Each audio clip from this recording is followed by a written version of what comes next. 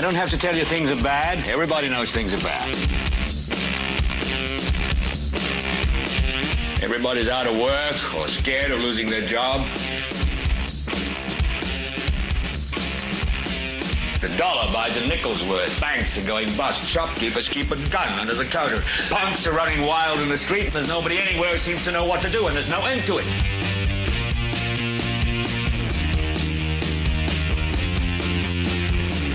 The air is unfit to breathe, and our food is unfit to eat. And we sit watching our TVs while some local newscaster tells us that today we had 15 homicides and 63 violent crimes, as if that's the way it's supposed to be. We know things are bad, worse than bad. It's like everything everywhere is going crazy, so we don't go out anymore.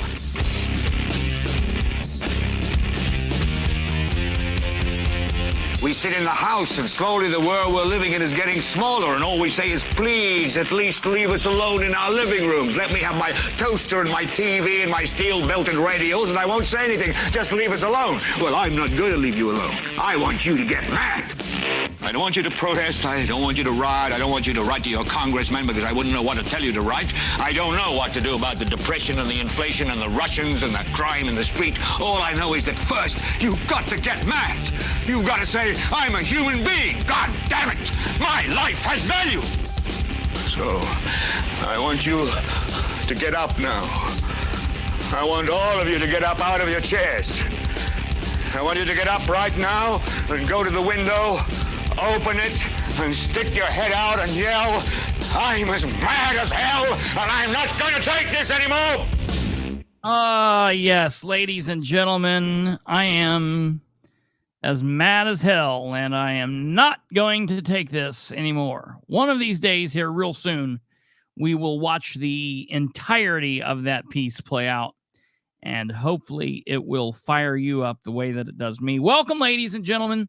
This is the 271st episode of the Political Spotlight. I am your host, Kristopher H. Bilbrey. Welcome. Producer Kate is at the controls doing what she does, making sure that everything's running smoothly. We have a big show for you this evening, an interesting show we're going to have. A last-minute guest that's going to be popping on and talking with us. Before we get there, before we watch the guest and talk to the guest, I do want to go through a couple things really briefly. Yeah, we're gonna watch our language here this evening. They want us to watch our language, so we're not watching what they're doing. I think that's the thing. Hey, before we get started, I do want to say, obviously, this is being brought to you live on Tuesday evening, Tuesday, August 27th, 2024, which means that it is the 239th day without communications from Dale Basham. Now, what I realized today is we also have some folks on county side that are also bad about this. I don't know that it's been as long. I don't know that I've necessarily been trying as long, but maybe we need to keep track on everyone, but we'll get to that in a little bit. However, that being said, we are at 239 days with no communications from Muncie City Councilor Dale Basham. And of course, that is extremely, extremely sad and heartbreaking. Okay, ladies and gentlemen, while we're here, I want to ask that you please do us a favor.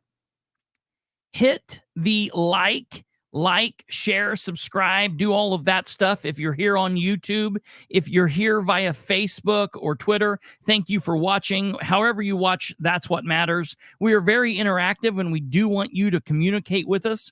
If you're watching live, please comment over here. You can comment over here live. If you're watching via replay in the future, some other day other than Tuesday, the 27th, then you'll want to comment down below. And if you're watching via Twitter or Facebook, get a hold of us or whatever. YouTube is where the majority of the people are watching and where they can communicate. And as of now, that is kind of our home base. But if you're here, that's all that matters. Please share the show with everyone you know. That is what really helps us out. And we would very much appreciate it. Okay. So we're going to do a couple of different things here, folks. We're going to talk about the Delaware County Council meeting. We're going to talk about that, and we're going to go through the meeting kind of from front to back, but we're obviously here to talk about the solar portion. But we're going to take a couple portions out of context. We're going to go out of order because we do have a special guest that's going to be popping on in just a few minutes. But before we get to that special guest, I want to go ahead and I want to share with you guys what we saw from the council meeting today. I want you guys to hear my words, not because I'm special, but because it relates to our special guest coming on. So I want you to listen to what I had to say. Then we're going to let you hear the rebuttal to what I had to say, and then we're going to be bringing on a special guest. Welcome, everyone. Welcome, Les C. Cloud. Thank you all for joining us. Here we go. Without further ado, ladies and gentlemen, here is the my comments from the end of the meeting today when talking to the council members. Now, what I want you to know is I went at the very end. So there were a lot of people that spoke against solar, and I was I brought up the rear. I was cleanup. So I was the last person to speak, and I want you to listen to this. That will get to all either a link to it or the actual study. Okay. Thank you. All right. Up next is Kristopher Bilbrey.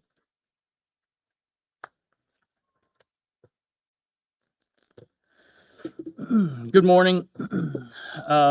Most of you are probably wondering why the last several people have came here today and talked to you guys about the solar issue. You guys don't have an abatement before you. There are no issues currently that you guys are dealing with this.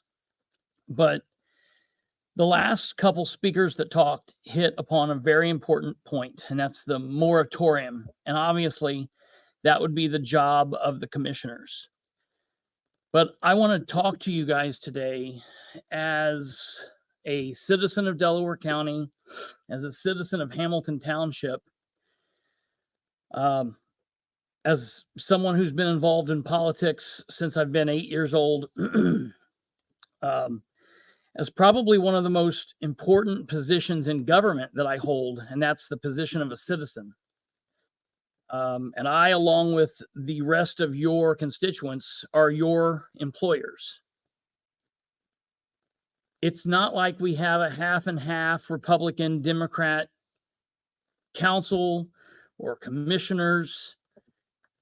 Hell, we don't even have a half and half government. You guys, the entire government, save for the prosecutor and a judge, are Republican. And generally speaking, the auditor and the president of this council sit in here month after month after month, but besides being the auditor and the president, they are the chair and the vice chair of the Republican Party. And I'm asking you guys, as Republicans, to do your jobs and hold the other elected officials accountable. Since you won't answer emails, Jessica, you refuse to answer emails. Just refuse to answer emails. It's gross and disgusting.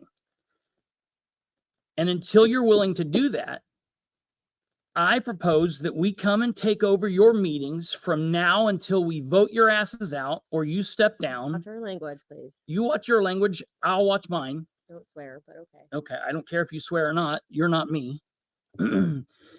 But until you're willing to do your job, we'll take over every meeting.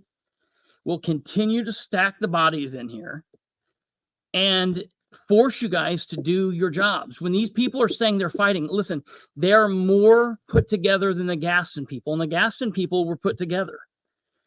We will run you people from office, happily clapping, running you from office, unless you're willing to do. You're worried about my language. Why don't you stop speaking? I'm speaking. This is my turn. You can speak after I'm done. You've interrupted me a couple times. I'll finish up. Wrap up your thought, please. Thank you. Here's the deal. You're worried about my language. Worry about your jobs. Worry about the duty that you have to the citizens that you are failing on. You're failing. You're not good elected officials. I hope that you guys don't go home and think that you do a good job. You're failing the citizens, period. Thank you. Okay, we'll Do you get have anyone more else into who that didn't here tell in us that just would a like to bit. I speak? do real briefly. Our special guest is is joining us here. But before we bring him on, I do want to give the other side. I want to give the other side of the rebuttal, I guess, to my argument, which came from. Now, it's very important that folks know this. The person that spoke directly after me is not just a citizen from the audience. We're going to hear from two people. We're going to hear from a paid county employee.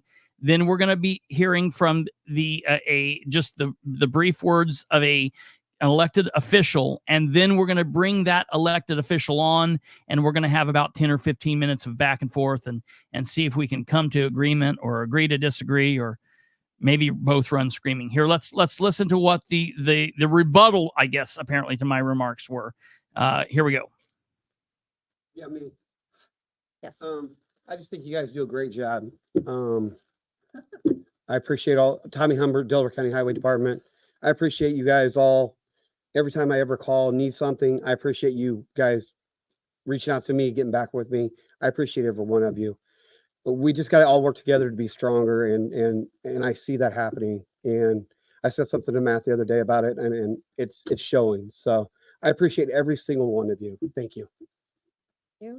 Okay, that's that. I guess he answered my question. What I need to do is I need to get appointed as a department head to get my elected officials to respond to me. Okay, the last comment we're going to make here before we bring on our special guest is going to be a comment from an elected official here. I want you to hear from him, and this is, I think, the big point behind a bunch of where I'm coming from, and then we'll hear what he's got to say. Let me make sure we get this pulled up here. Okay, yeah. All right, here we go. And here's his words.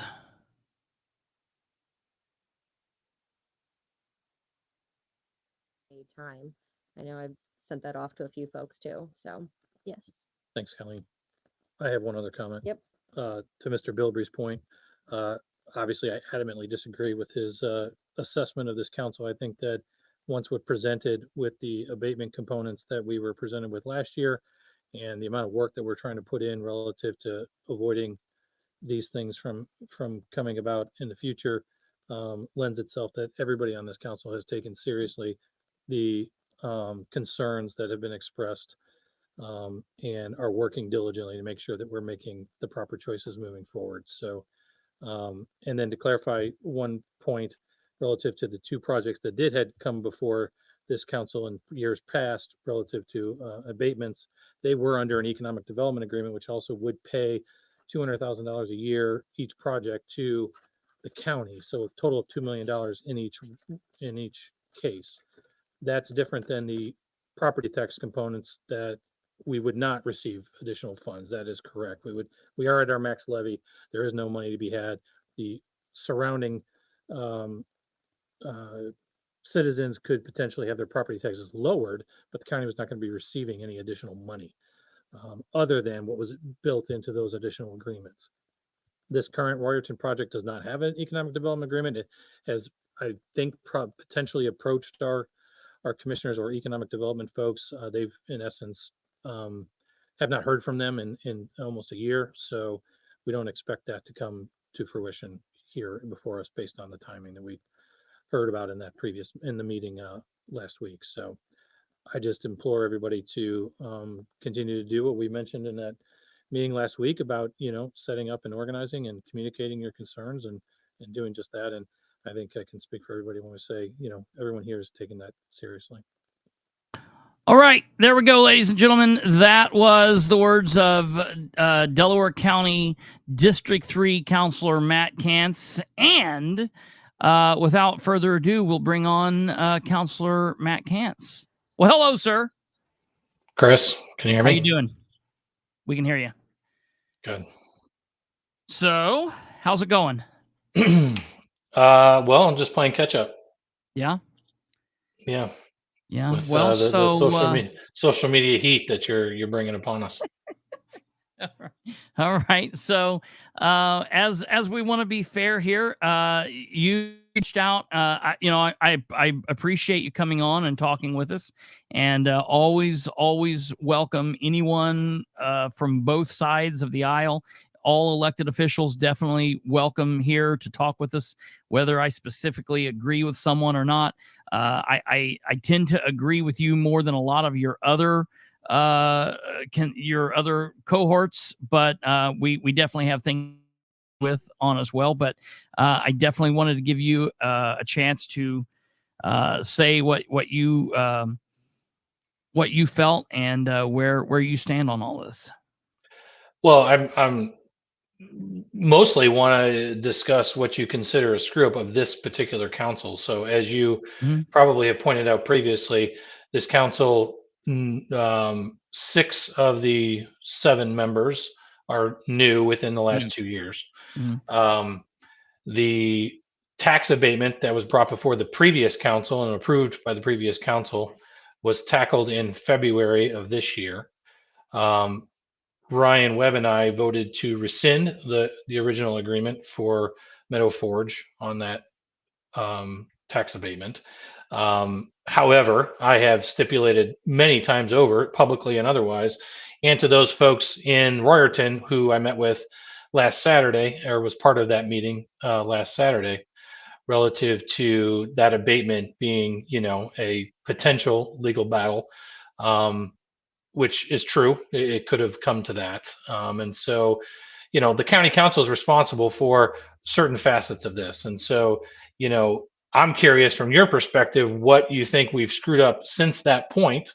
As I made mention in my statement to you, which was, in essence, this council has spent endless amounts of time outside of our council duties to try to hear from and absorb all of the information being shared from both sides on the solar issue.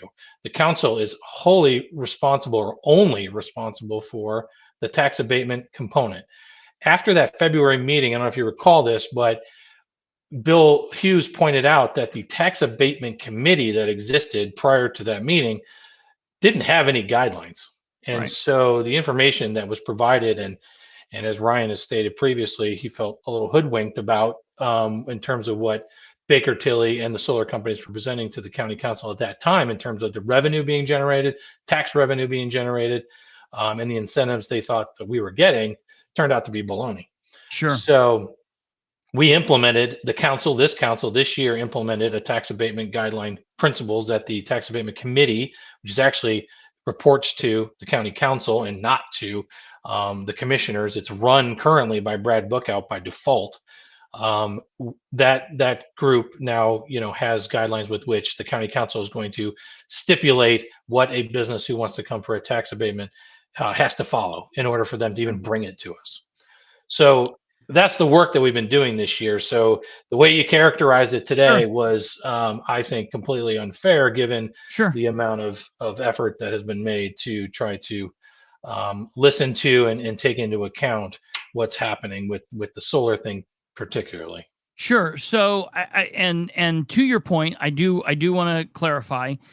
You're absolutely correct. It was the former council, meaning the council that was seated before the majority of you. Ryan and Jessica were on the council, but I think the rest of you were are all new, right? Correct? Yeah, I think that's right.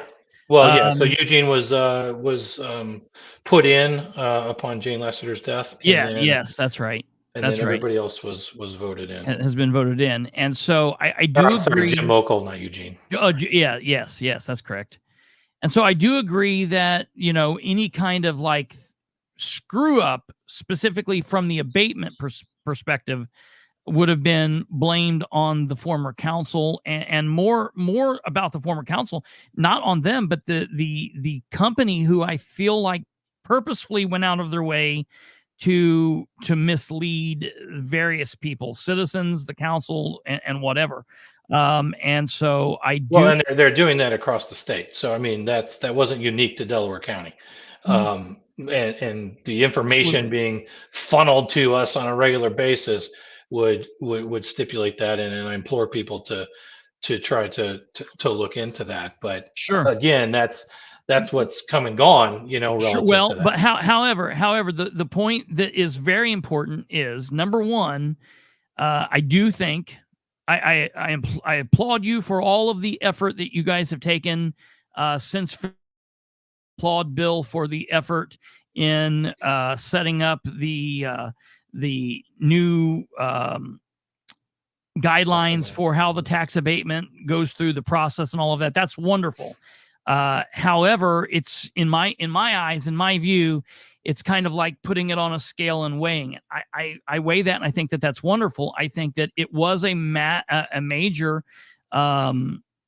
failure on the council's part to not rescind the tax abatement. So that's the first point that I'm speaking to. But the main point that I'm speaking to today was, and I made the mention of that when I first got up to speak, was I am clearly aware that you guys have nothing before you. There's no tax abatement. There's no action that you as the council can take. Yet your constituents, whether right or wrong, felt the need to come before your body and speak during the public concern section of your meeting to let you guys know this is where we are. They're wanting to try to fight this from a position of before something happens rather than after, because we all know it's easier to stop something before rather than after it gets started. So number one, I applaud any citizen that comes to speak on the record and does that and does a fantastic job. But I do realize that it's the commissioners who have, in my opinion, the place that we need to go from here is anyone and everyone fighting this needs to fight for the commissioners to open up and to put in place a moratorium. I think that would be the first action that needs to happen. That's not on you. However, what I was making the point of, and I think that it is important, and I do think that this is another failure of not specifically maybe you, but the council and just elected officials in the county as a whole. It's not like you guys are at each other's throats and all coming from different parties.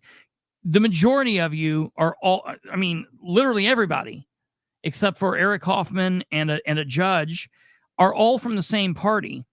I don't understand how that's relevant. Well, if the council is doing, if you are elected, whether you're Republican or Democrat, at the local level, particularly, sure, I wouldn't want me to be speaking as a Republican in that manner, making a decision based solely on being a Republican.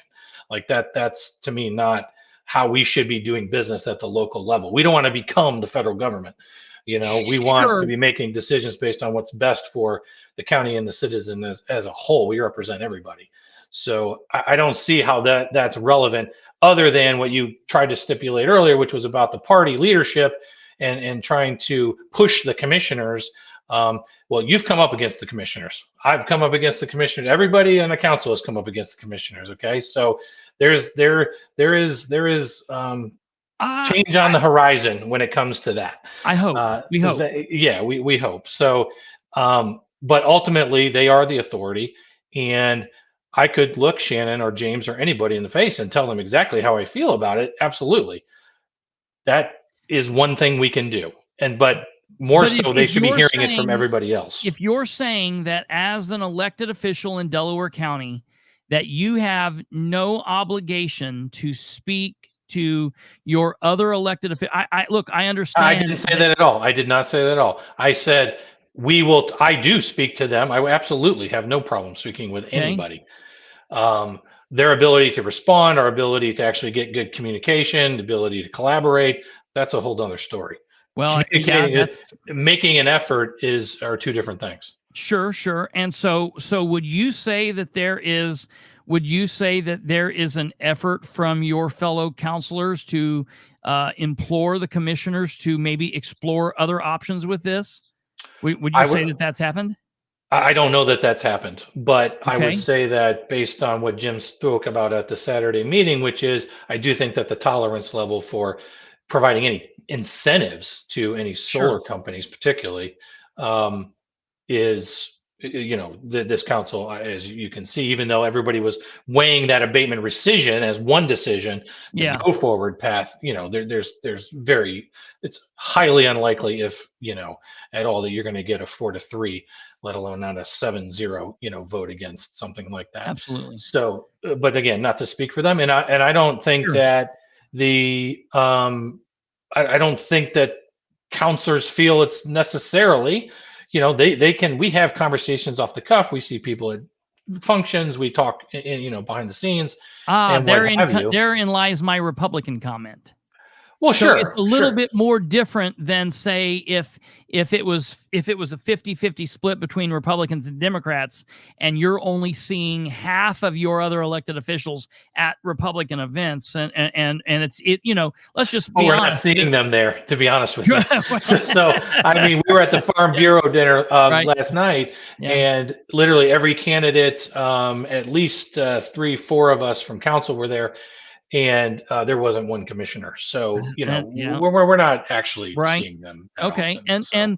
and in therein lies a problem as well. And look, and to be fair, and I will state this here openly. In my opinion, I'm not just speaking to you all at that meeting. I was also speaking to the commissioners. I was doing the same thing that every other citizen that got up and spoke, because while I know that they have, in my opinion, issues with communication, I do believe that they at least watch those meetings. And while they might not agree or they might not like the messaging, they're at least hearing it. So it is an option for them to hear what we're saying. And at the end of the day, to me, it boils down to, like, I get that you guys have a position to come from, but at the end of the day, and that's where I say that I'm not just even speaking to you, I'm speaking to the citizens as well. Here's the thing. The citizens, if they have decided that it's just like what happened in Henry County. In Henry County, the same 10, 15 people kept being elected over and over for years and years and years. And then about 5 or 6 years ago, they started pushing wind. And the citizens rose up, and it was like the citizens that attended the Whale Sustainable thing that I brought up at the meeting from 2019. It was a massive grouping. Thousands of citizens from Henry County said, we do not want this. And what happened is they pushed their elected officials, right, wrong, or indifferent. This is what we expect of you. And it's fine if you say that you're not here, but we're going to elect you out of office and put someone in office that will do what we want. To me, I feel like we've all been asking for communication for so long. And I think that the communication aspect has really been bad. Somebody said up here that communication between the council and the commissioners is bad. People know that the communication between the city and the counties hasn't been very good. It appears, you've even said it yourself, that the communication between the commissioners and the council isn't probably what it should be.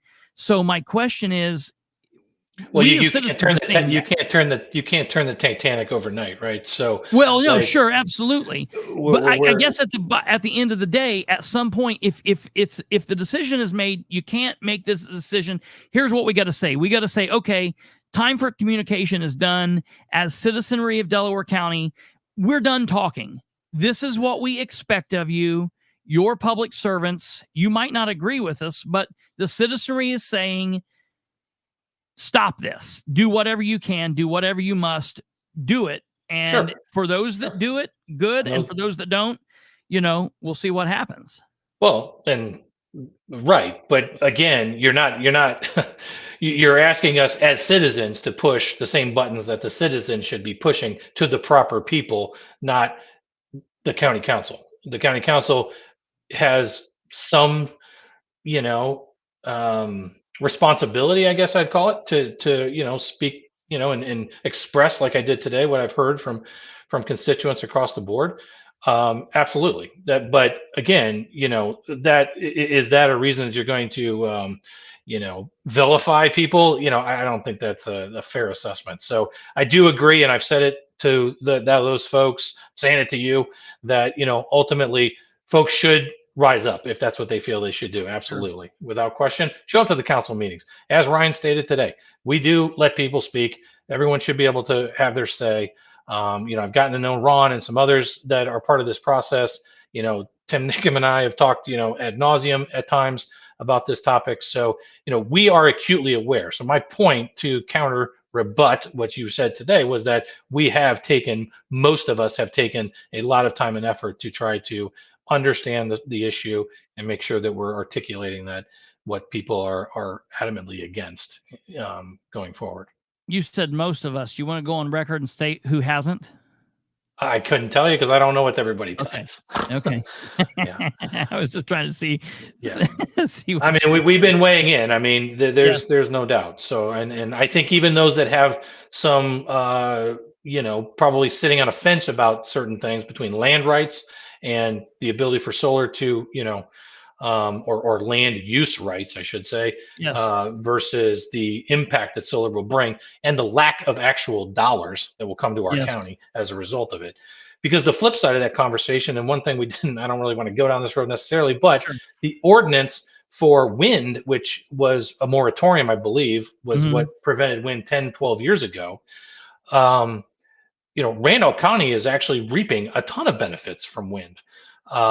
Delaware County should be reviewing its ordinances on a year-to-year basis. I think Autumn said it today. I reiterated to her this morning before I saw that before the meeting, to say we should be reviewing ordinances at a minimum yearly. That's why, to your point, even if it's not a moratorium, the ordinance should be reviewed year over year. Every month that goes by and every new project that comes on the table will present new information that you should be taking into part. I shared an article to everybody about from the Indiana Prairie Farmer magazine or whatever it was about Posey County and White counties and their fight against solar. They had some very strong ordinances pieces that I think, again, that's information that we may not have thought of, or the commissioners may not have thought of months back when they were redoing this. So that information comes to light, we should be reviewing it. That's really the process that should be taking. So it's communication, to some degree, but it's actually just, we got to be doing better about maintaining those processes and not just passing and moving on. And 10 years later, we've got no discussion happening about wind, as an example. Yeah, I can get behind that. Well, all right. Let me ask you. I'll give you the last word. I don't want to hold you too long. I know you said you've got an early day tomorrow, but is there anything else that you think that we need to hear? No, I mean, obviously, strongly I felt that coming on here because I think it's a mischaracterization to say that this particular county council is not doing its best. And, I know we've got a commissioner who's potentially going to be elected here. That communication level between the council and the commissioners will improve. The ability for us to get business done will improve at the county level. The ability to negotiate and work with the city should improve. I mean, I feel like I have a very good relationship with Mayor Ridenauer. I don't know that many people in the city council. We should be collaborating more effectively about a lot of different things. We're all in money crunches. We all are looking at budgets that, aren't getting any bigger. And so we all need to be collaborating how we can pool resources together to get things done. So that, again, I mean, I'm a year and a half, I guess, almost going on 2 years now. Yeah. I'm just now feeling comfortable that I can speak to some of these things. It's been a learning curve. So 2 years into a 4-year term is not a lot of time. I think Ryan probably would attest to that. So, absolutely. You just start to get your feet wet and realize what you can and can't influence. And, we're getting there. We're getting there. Yeah. Before we let you go, let me ask you, the budget process is supposed to start after the holiday. I know this is kind of a curveball and, answer what you want. What are you seeing? How do you think the budget process is going to go this year? You think it's going to go a smooth process? You think I, for one, let me tell you, I'm happy that you guys tabled the salary ordinance deal that you guys have been talking about. The whole idea, the job description. Yes. Sorry. the whole idea of passing it and then fixing it later, not something that I'm very crazy about. So at least for now, I'm glad you tabled it. But as far as the budget process goes, starting next week, how do you think that's going to go this year? Well, to Mr. Yenser's point, the county government doesn't have millions of dollars in cash, so I don't know what kind of things he's smoking. But ultimately, we don't have millions of dollars in cash. We have a operating balance of this year. It's went up. So previously in years past, there's been a $6 million operating balance.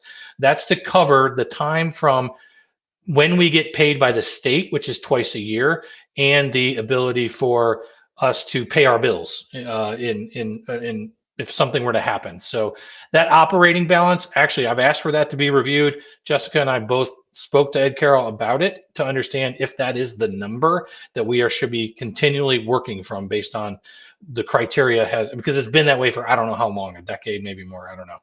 But ultimately, that is a padding that also prevents us from having to borrow. So we don't borrow money. We haven't borrowed money, my understanding, prior to this council in several years.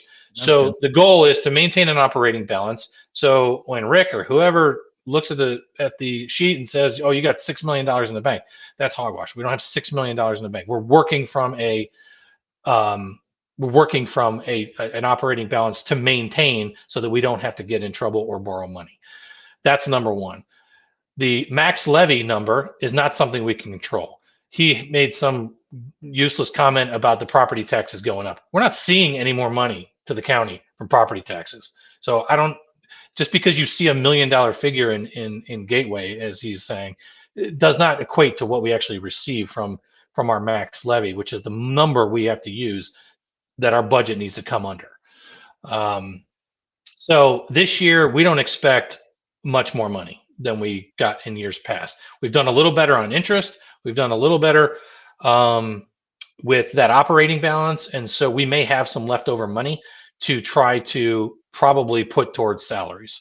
As you heard today, and you've heard everywhere, our turnover, we haven't kept up with inflation. We've given minimal raises year over year. We can't recruit people. We can't keep people. That's a never-ending battle. But, at the same time, and that was part of the reason why the job descriptions were trying to be pushed so that we could update and make sure that we have a majority, if not all of the job descriptions updated and current with the proper delineations and job categories so that when we do tackle that money issue, we have the ability to know where everybody sits in the hierarchy. Sure. So that whole process, even though, there was some disagreement with how we got all that job study information, what we paid to do it, et cetera, it's here, it's on the table. We have it. We should use it. There's no reason not to. And so then we have to, step through the process. Step one, approve the job descriptions, make sure we've got a majority of those. The job descriptions, to your point, are that it's not we're going to turn it over and then we'll just start fixing it. It's not that. Every job that has to be posted, every change that has to be made will have to go through a committee now to actually get done. Okay. So just like we did with the tax abatement committee, we're going to put a HR type committee in place so that those things come before it and we address those month over month. That doesn't exist today. That's the process with which we would, alter or change or if we miss something, whatever, because there's, 300 of them, and it's going to be really difficult to say, yeah, we fine-tooth combed every single thing. So right, that's process number one. And then as that pertains to the budget, we'll continue to try to see where we land. And, like I said, I think our balance is up. I'm hopeful we have some money to do something with, but we'll see. Well, from one lone nut out here, please, dear God, don't give the auditor a 25% raise. Whatever has to happen. I don't know what do you mean? Somebody asking for a 25% raise? Is that what Ryan is trying to say? You might ought to check out what's going on with the auditor's raise. Okay. All right. Well, we haven't seen any numbers. Maybe there's been rumors, but I have not seems concerning. Yeah. Well, we have yet to get our books, so we don't really know where we're working from yet. All righty, sir. Well, I appreciate it. I thank you very much for coming on. Whether we agree always or not, I've never had a problem communicating with you. I will state that for the record. You have not been anyone that I've ever had a problem communicating with. So when I am griping and bitching about random elected officials. I have not had a problem communicating with you, right, wrong, or indifferent. I appreciate your willingness to at least communicate with me. Whether I agree with you always or not, that's another thing. But, I do appreciate your willingness to communicate with me. I appreciate your willingness to come on and talk this evening. And I thank you very much for that. Okay. And, again, back to your opening thing around emailing or communicating, I will respond. So if somebody has a question, feel free to reach out. Yep. I can vouch for that. He does respond pretty well. So, all right. Thank you, sir. Thank you. Bye-bye. Have a good evening. Yep. All right, ladies and gentlemen, that was District 3 County Councilor, Delaware County, Matt Kantz, Mr. Kantz. And so I'm appreciative that he was willing to come on. Again, listen, I was hoping that he would have said something about the comment, but I wanted it to be fresh comment from what he said and what I said. And I'm sure he'll be watching, or he'll review it tomorrow. And he's not somebody that's shy to speak back out. If he thinks there's something I'm saying that's wrong, he will definitely post it. But one of the things that was interesting was earlier, we've done this kind of out of order, because generally what I would have done is I would have went through what happened in the council meeting. We would have went through everything, and then the public comments was at the end. I wasn't going to go through that. I was going to go through all of the solar stuff and then do the show. When Matt said he was willing to come on, we needed to take some things out of context, and I wanted you to hear my words earlier. I wanted you to hear Tommy Humbert's words, which was the paid official that got up. I mean, look, he has right to how he feels. I heard from multiple people that said we can clearly see what that was. I mean, I got up. As someone said, they didn't think that my lips were even off of the microphone before Tommy got up there to be like, "You guys are wonderful. You're great, man. I love you." Well, maybe if I was getting paid for them as well, paid to work for them, they would communicate with me the same way. And while Matt might do that, Matt is few and far between. I very seldomly get communication from James King. Just will not communicate. Doesn't sound like he'll communicate even with the councilors. Shannon Henry does not communicate. Jessica Piper does not communicate. Ed Carroll does not communicate, will not communicate. And, look, bottom line is at the end of the day, I could be the biggest asshole in the world. When I reach out to them as elected officials and I say, "Hey, I've got a question. Can you answer this?"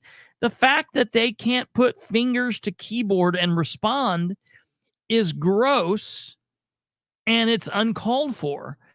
And it's that type of thing that has me fired up in the way that I'm fired up. And I want to watch my mouth. I love it. And the thing is, here's what kills me. The bottom line is, I'm getting ahead of myself. We'll come back to that. So here in just 1 second, we're going to go through and we're going to watch the rest of the citizens that spoke. So I want you guys to hear that. But right before that, just since Matt was on, I do want to address this. So basically what happened was, coming out of today's meeting, the description and the basis of tonight's episode was, it's Tuesday and it's been a long day. It started off with a 3-hour-long Delaware County Council meeting and ended with lots of paperwork and emails. I have a couple different things going on, various things for the shows tomorrow, and a couple other things that will be coming on later in the next several weeks. We have an amazing live episode tonight for you. That's, of course, what we're part of now. And we'll be talking about a complete breakdown and analysis of today's Delaware County Council meeting.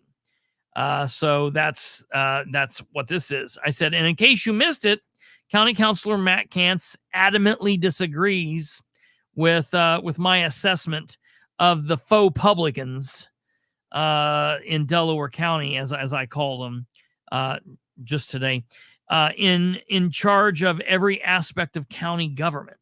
And of course, so does paid department head and county government, paid department head of the county government, one of the CowBoi-Kid James King's lackeys. But the citizens of Delaware County are sticking together, and they're taking the fight to the government where they are. Citizens will not let solar take over their lives. The elected officials can either be part of the solution or they will be dealt with as part of the problem. Period. That's period. Well, to that comment, Councilor Kantz had wrote the following. Unfortunately, Chris could not articulate what he would like the county council to get done relative to solar. Okay. Given that the council does not have the authority to alter the solar ordinance nor implement a moratorium to prevent solar in Delaware County. No incentives have been requested by the new Royerton project referenced today. What did we accomplish for the people in attendance today was gain confirmation from the Planning Commission on the process required by the solar companies looking to come here, and explained again what limited role the council plays in need for lobbying your commissioners and planning commission. I completely disagree with his statement there. Unfortunately, Chris did not articulate what he would like the council to get done. I specifically stated what and articulated what I wanted them to do. I wanted them to get to moving, to get to stepping. All right. Listen,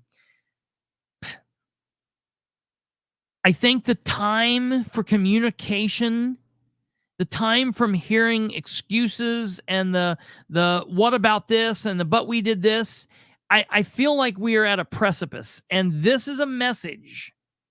This is a message that I am sending not only to the elected officials, but to the citizenry.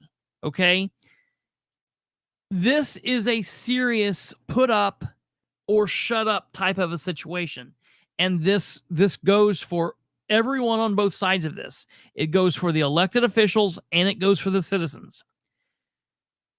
If we are to move the needle here, if we are to make a change, it will take bodies. It will take people. It will take people attending these meetings, not once, not twice, but every meeting until they're sick of it. I actually made comment to the council today that we will take the meeting over.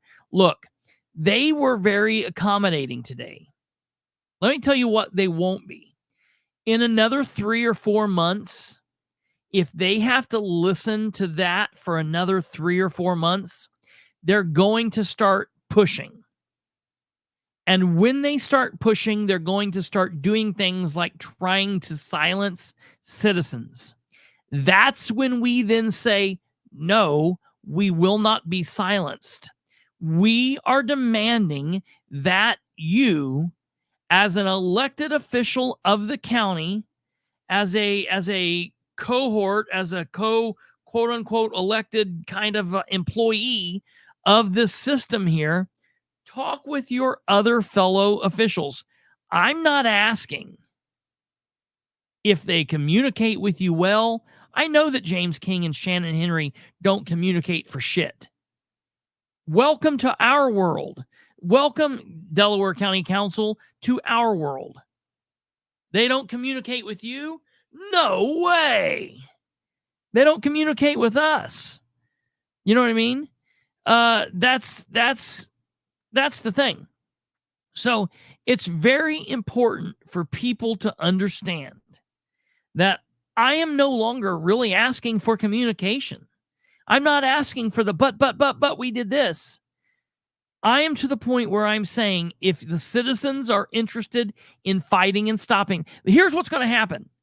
And I'm not going to say who, but I overheard a conversation by a citizen. And the citizen said, look, it's not one of these things that they're doing like when Whoopi Goldberg says, if Trump wins, I'm moving to England. And somebody else says, if Kamala wins, or I'm moving to Canada. It's not this. It was a person of means, who said, look, this isn't family land to me. This is beautiful land that I bought, and I thought that this would be my home, and this would be a place that my kids and grandkids could come to, and it would be a place that we could make family land, but it's not currently family land. And instead of dealing with this bullshit, we'll just move. We'll sell, we'll pack up, we'll move, we'll go someplace else. And we'll take our operation, we'll take everything, and we'll go. And what happens is things like that will hurt people. We have that option. You can do that. But not everybody has that option. So we as citizens need to get to a point where we are going to say, we are going to put up or shut up. We're either going to allow solar to come and just deal with it, and it'll be what it'll be, or we're going to fight back against this. And look, folks, fighting, it's in the whole name, fighting. Fighting is not pretty. I'm not saying be mean. I'm not saying be violent. I'm not saying any of that. I'm talking about political discourse. I'm talking about protests. I'm talking about shirts. I'm talking about signs. I'm talking about getting the Grim Reaper costume guy and having him come to the meetings like Henry County did. I'm talking about political theater. I'm talking about the 1,400 people at City Hall for Whale Sustainable Product. I'm talking about dozens and thousands of emails and phone calls. I'm talking about making it so unfun for these elected officials to do the wrong thing that they have no other choice than to either resign so someone else can step up and do the right choice, or they will do. Now, listen, they might be just as stubborn as we are. And to that, I say fantastic. If they don't want to fight, if they say hell no, I'm not going to fight this. I love solar and I'm going to stand my ground. Okay, cool. Then we have to vote those people out. Delaware County has a very short memory when it comes to people pissing you off and then you electing those same people. We have a very short history. And unless something happens 6 months before an election, it don't matter. If something happens a year, 2 years out from an election, people will forget by the time it rolls around, and they continue to elect the same people over and over and over because they've got an R by their name, because their name's King, or their name is Reagan, or their name is Marshall. People vote for names, people vote for heritage, people vote for bullshit reasons, and we cannot do that in this fight. If you don't want solar, you have to be willing to fight, and you have to fight on all fronts. You got to fight on the nice side. You got to make the phone calls. You got to have the attorneys. You got to collect money. You got to protest. You got to go to meetings. Going to one meeting and speaking and saying, okay, we've done our part, that is not going to cut it. That is not going to cut it. 30 people here, 30 people there, that's not going to cut it. So this message, and my message today, was for the citizens just as much as it was for Kantz and his fellow councilors. We are to the point of the put up or shut up, folks. They are, we are.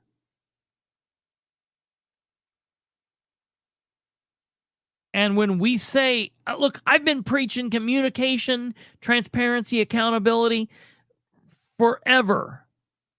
But on some of these things, we have to say, no, we're past that. You guys didn't want to communicate way back when we could have talked about this. You didn't want to be transparent. You didn't want to be held accountable. So now the communication is over.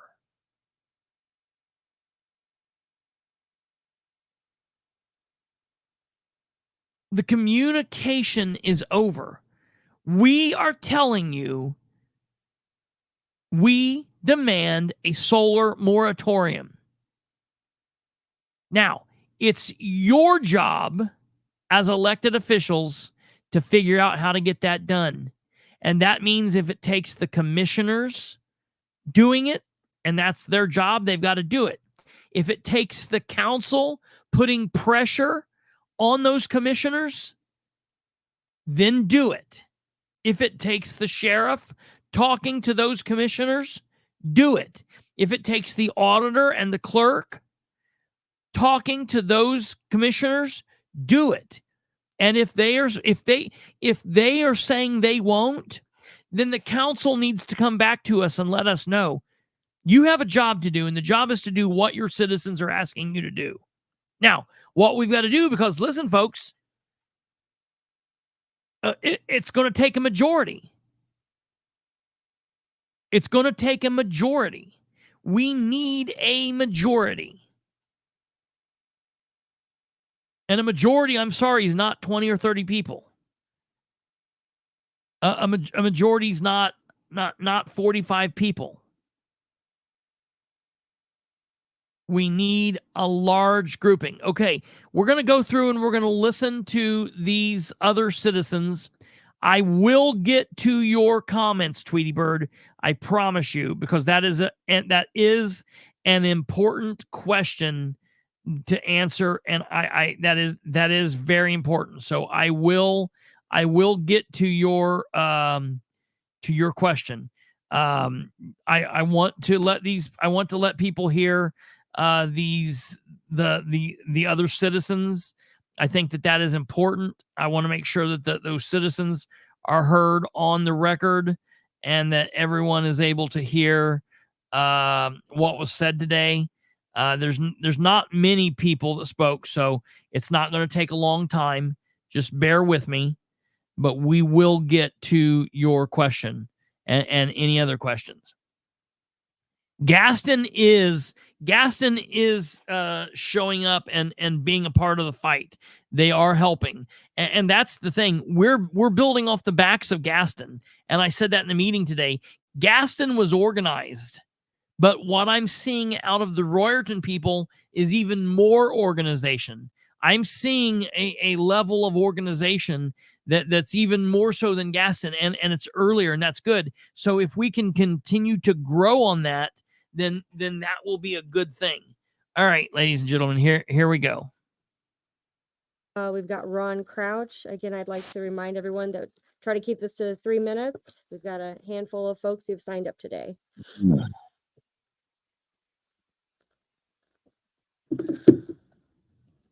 Hello, ladies and gentlemen. My name is Ron Crouch. I live at 2901 West County Road 700 North in Delaware County. Pause this. Tweety Bird says, are we calling somebody? Listen, this is the easiest way to say this. In order to fight what we need to fight, we need a solar moratorium at least for a year, at least for 1 year. I would like it for 2. We need it for at least 1 year. The only government officials that can do the moratorium are the commissioners. So we need to be calling the commissioner's office. We need to be emailing the commissioners and telling them we want a moratorium in place for 1 year and we want further discussion with this. But we also need to be emailing and calling the council members and emailing and calling all other elected officials that are Republican and Democrat all over the spectrum in Delaware County and saying, as an elected official, we are asking you to fight this. Period. Put that fight. And then once we get the moratorium in place, then the discussion can be had on what we're going to do with the ordinance. but we need to be able to know that we have some breathing room and that there's a moratorium in place. All right, here is the comments. This is Mr. Ron Crouch.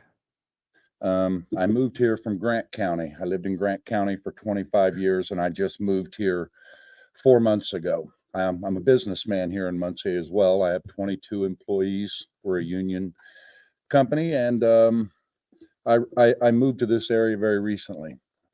On the 93rd day of living in our new home that we invested everything we had in, everything, I received a letter from National Grid starting the conversation with "Hello, neighbor." They're not my neighbor. They're somebody that is been approved to have drones flying over the top of my house. All the surveying going all over my property of 18 acres. Nobody from the county notified me. Nobody told me nothing about this. There was absolutely zero transparency, letters, notices, absolutely nothing that this was going to happen to me. This past Friday, I had a realtor at my house to appraise my house because I think I should put it up for sale due to the solar project that I feel Delaware County government has given the green light. I don't know why I would move anywhere in Delaware County right now after I sell it. Where's the next zone that's going to have solar brought to it? We have 1,400 acres roughly in the Rorton area they're wanting to put solar in. Where's the next 2 or 3 zones of 1,400 acres? I right now don't know why anybody would want to buy or build a home in Delaware County because we're not being informed of anything.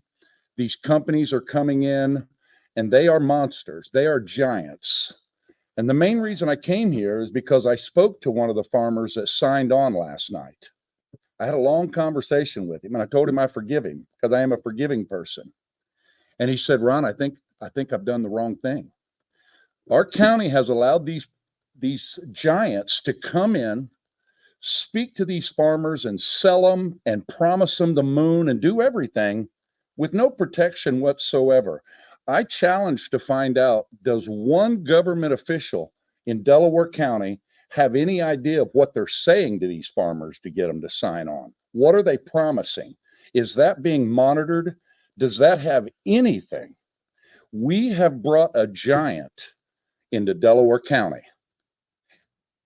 And David reached into his bag and grabbed a stone and he slung it and he struck the Philistine and he fell to the ground. We need a David right away. Thank you. To Mr. Crouch, and that Mr. Crouch, I don't know if he's watching. He's here frequently. He's here frequently. But I love what he said. I loved every bit of his speech. But let me be clear, sir. You are David. The 75 people at your house on Saturday, and then the 65 or 70 people that were there 5 days later, again, they are David. They're the David. I am David. You're David. We're David. Now, we would love it if the elected officials would step up to the plate and they would be with us. We would love it if they would be the person in between us and the giants. We would love it if they would be David.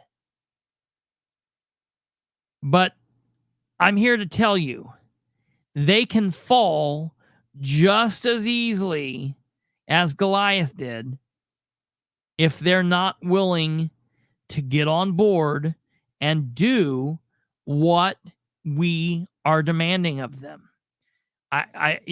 Look, there's been a lot of things that my various employers have said to me that I've not liked. Jessica doesn't have to like me saying we're going to kick your asses out of office.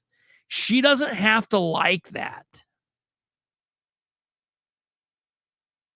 She doesn't have to like it.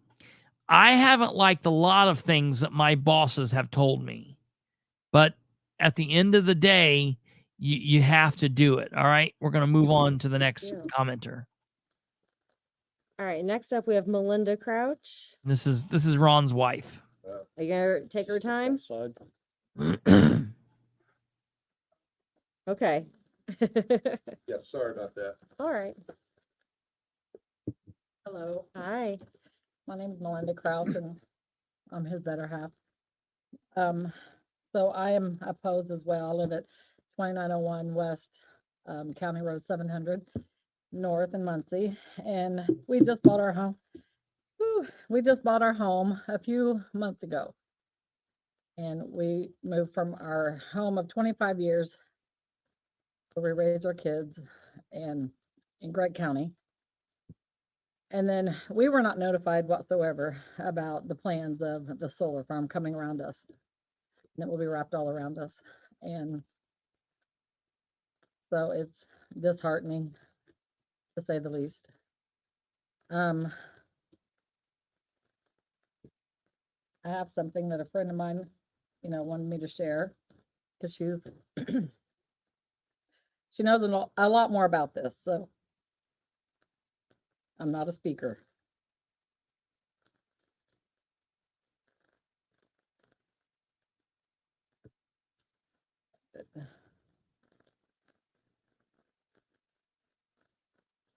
Okay, so you are elected by the people as the fiscal governing body and to be a watch and a check balance for the Board of Commissioners.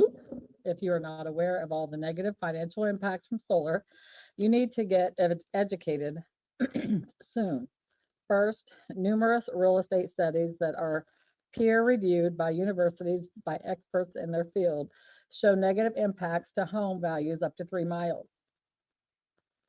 Those of us that are engulfed and surrounded will have major devastation. Property taxes is the lifeline to the county to pay for expenses. Given the vast size of these solar plants, over 200 homes or more could be impacted. On top of that, if you are not aware of the lawsuit that is going on in Madison County, you should be. An attorney advised Madison County that if the project gets sold to a governmentally owned public utility, that they become tax exempt. Everyone that is pro-solar in this county thinks we are going to get millions off of the revenue, but this may not be the case. When the developers first apply here, they are nothing more than an LLC, and if approved, they immediately go to the Indiana Utility Regulatory Commission to become a public utility. Once that happens, then all control at the local level is lost. Attorneys in Madison County have advised that public utilities are governed by the state and federal levels. And when the project is sold, the assessed values will decrease and be reset. And again, if sold to a governmentally owned public utility, they are tax exempt and there is nothing this county can do about it. There are many reasons on why Madison County changed their mind about Lone Oak Solar and is now trying to stop it. Minute mark. Okay. Thank you. Thank you. All right, up next is Autumn Grismore. There's no reason for that.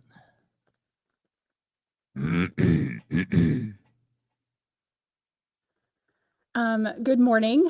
My name is Autumn Grismore. I have lived in Hamilton Township for 18 years. I currently live in the Country Village Creekwood area, and we also received the notification dated August 5th mailed to us about our wonderful area being engulfed with a utility-sized solar farm.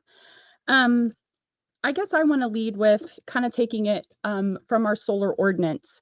If you read about what's happening, not only in the state of Indiana with other counties, but you go to our neighboring states of Ohio and Illinois, the ones that have approved it are constantly fluidly looking at their ordinances and keeping them up to date on what's happening with these companies. These companies come in with the information that they're giving us that is only being studied by their side. We have information that is coming from third parties that we are reading and we are educating ourselves on that honestly is very disturbing on what's actually happening on the ground to the residents, the health, the safety, the welfare of the people who are living around these things and what is actually happening, not just the information that's coming from these big corporations. So I guess my plea would be not only we just need to enact some things in our ordinances that makes sure that we are protecting first and foremost the residents of Delaware County. And honestly, that's kind of where I want to leave it. So thank you so much for allowing us to speak. I appreciate the opportunity to be here and to voice what my concerns. I appreciate it. Thank you. One comment, bear in mind that the solar ordinance is adopted by the commissioners. The council doesn't play any role in that. Thank you. All right. Good. Up next is Mike Johnson. Listen to this guy. This guy's good.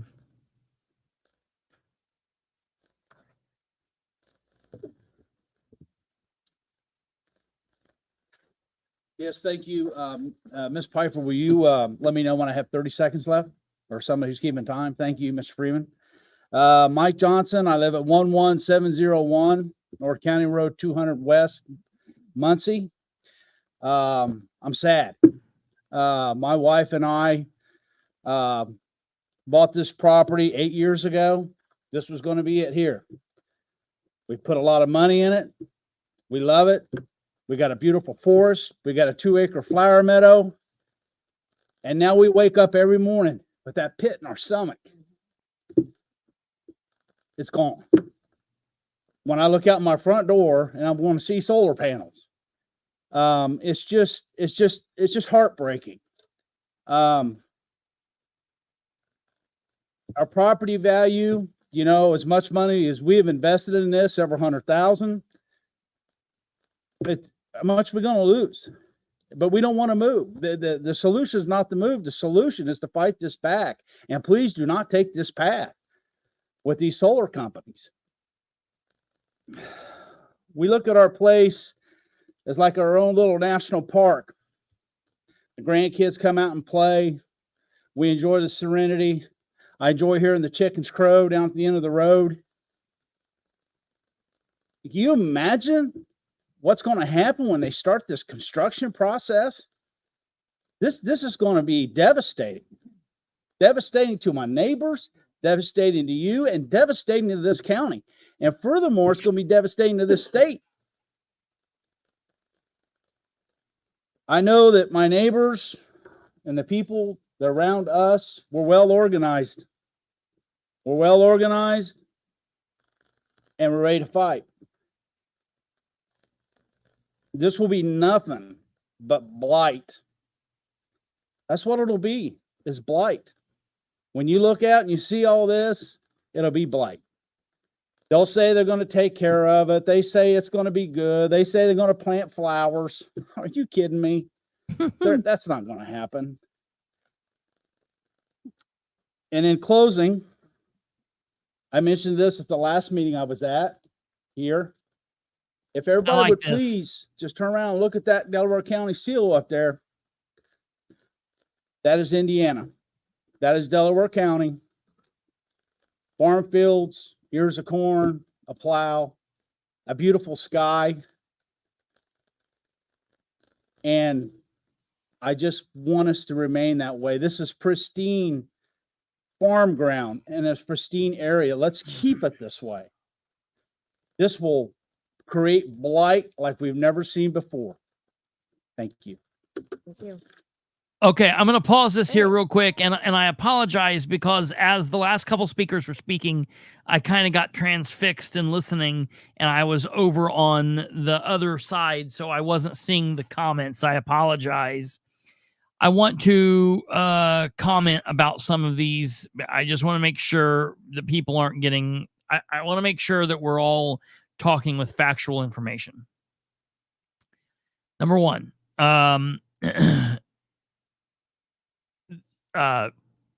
Stephen Brand did walk out of the meeting before the public comment.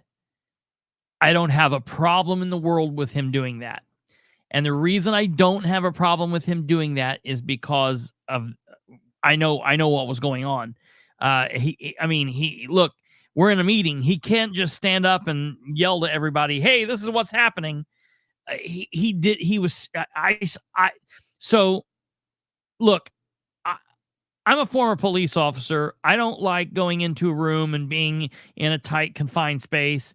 I like being able to sit with my back to the wall and kind of look at everybody coming and doing all that. And I'm just kind of a weirdo. So I don't like going in. I don't like the commissioner's room. I've never liked the commissioner's room. It's too confined for me. So I like to sit outside. You can hear, you can see, no problem. So I was at the meeting today. Obviously, I talk, but I was sitting outside in the hallway. They've got chairs outside. And I was sitting out there. And so Brand came out and we shook hands and we spoke for a moment. Number one, Brand has attended both of the people's the public meetings that have been outside of the council, and he's been very involved with this. I'm not going to tell everybody because it's not my story to tell. And I everybody knows I don't burn people, but I have a statement here, and I'm going to read this statement. I read it the other night, but I kind of read it the other night at the end of the breaking news about the state thing. So this is an appropriate place to read it. And I just want people to know this. Someone said, for the record, Stephen Brand told me eye to eye, man to man tonight that he is against allowing industrial solar in our county. Okay. I have now heard that from two different people, and I've talked to Brand in just enough passing that I believe that. I don't fault him for having to leave this meeting. The meeting was 3.5 hours long. Some meetings you go to and they're 15 minutes. Some you go to and they're an hour. Some of them you go to, you might have an agenda and there's 2 items on it, and that might take 3 hours. And you might go to a meeting and it's 2 pages long and they get through it in 45 minutes. You can't really hold anybody accountable for having other pre-existing engagements. And he said specifically, he tried. He said, I wanted to, because look, bottom line, there wasn't really much on the rest of the meeting. He was there for the public. He was there to hear what happened there. He knew what was going to happen. Now, because he's running for commissioner, he attends all these meetings. But you got to also understand, he attends so many other meetings. He attends the Muncie City Council meetings. He attends the commissioners' meetings. So while we're attending one meeting here or there, he attends meetings like I attend meetings. He attends all of them. Plus, he's got the meetings that he's on the board of. So I get it. While just up front, it might be easy to be like, hey, we got to take a little bit of, take a step back and look and make sure what happened. He tried to stick around today. He really did. But we just kept going so long. They even took a recess. The council hardly never takes a recess. And I kept thinking, just go. Let's get through it. I had made plans with Janet to go out and eat.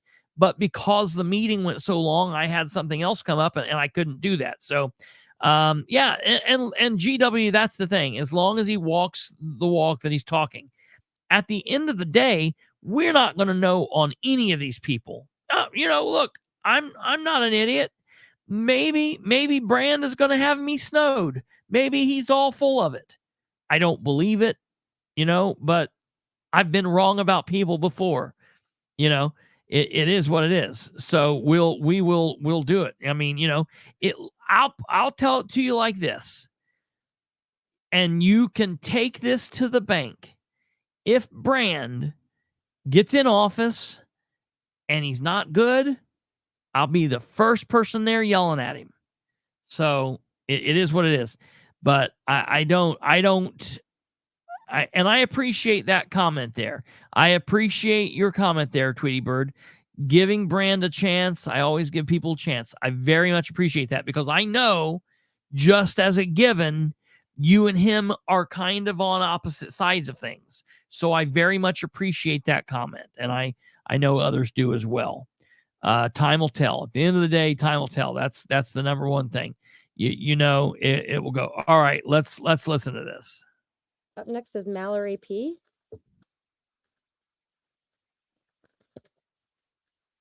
Oh, Big Mallory P. Let's listen. Watch this. I heard more people talk about this comment and this person's actions commenting today. This is hilarious. Hello, my name is Mallory. I live in Yorktown. I am here today to voice my opposition of all the industrial solar that is trying to take over our farmland in Indiana. Delaware County right now is being targeted for this kind of development. None of this will benefit the county or the citizens. You were all lied to originally whenever they tried to come to Gaston. And real quick, speaking to her, because I noticed that's one of the things that Kantz tries to do is he says, wait a minute, it wasn't us, it was the other council. With all due respect, people are talking to the chairs. People are talking to the chairs. The council was lied to. The various councilors might have been flip-flopped out, but the council was lied to. That is a truthful statement. Now you are afraid of setting a bad precedent. Why aren't you afraid? Look at her flipping her head and snotting and snorting and sighing. There were a lot of people commenting. They're like, this girl came with the attitude today. Folks, this is what I'm talking about. This girl's a beast. This girl this girl was David today. Of what your constituents will think of you for not standing up for them. Hear it? You can hear it in her tone. She's not happy. She's not there. And I'm not knocking Janet, who's kind and is nice and polite, and the last girl and Ron. They all deliver perfect messages. You got to deliver it in your way. But the people who can stand there and be like, look, I don't hate you. I don't know you to hate you. But I don't like what you're doing as an elected official, and I'm awfully pissed off about what's happening, and I'm mad, and I'm going to let you know I'm mad. The people that can stand there and do that and don't have a problem doing that, there's a lot of people who say, oh, man, you know, when they ask me to give my address, I know you say I don't have to, but I just don't like to be the odd man out. I get it. It's not for everybody. But the people that can stand up there and be like, no, I'm not giving you my address. You have no business with my address. No, I'm going to talk till I'm done here. You know, calm down. I wasn't up here saying F this and F that. I said, we're going to kick your asses out of here. That's not horrible. That she didn't like it. Watch your mouth. Listen, just knock it off. You know, be more concerned about what you're not doing than what I'm saying. But I listen to this girl's attitude and watch her mannerisms. Why are corporations held higher than the citizens in this county? We deserve better, and now is your chance to show you stand for us. Mokel and Kantz showed up to a meeting that was in opposition of these new industrial solar farms, and all I heard were excuses. We need a moratorium against any present or future solar farms from coming to Delaware County indefinitely. Make a strong statement by not allowing any solar farms in this county. You are so quickly to give tax abatements to these corporations, yet we are one of the poorest counties in Indiana. Those were Mokel's words. Maybe if you stop doing this and let the corporations come that want to enrich our community on their own dollar and not ours, then we wouldn't be in this situation financially. It doesn't take a genius to figure this out, just common sense. I'm putting this county council on notice that we, the people, will not sit idly by. The people will fight you will fight you on this, even if you won't do that for us. It is time for you all to be on the right side of history.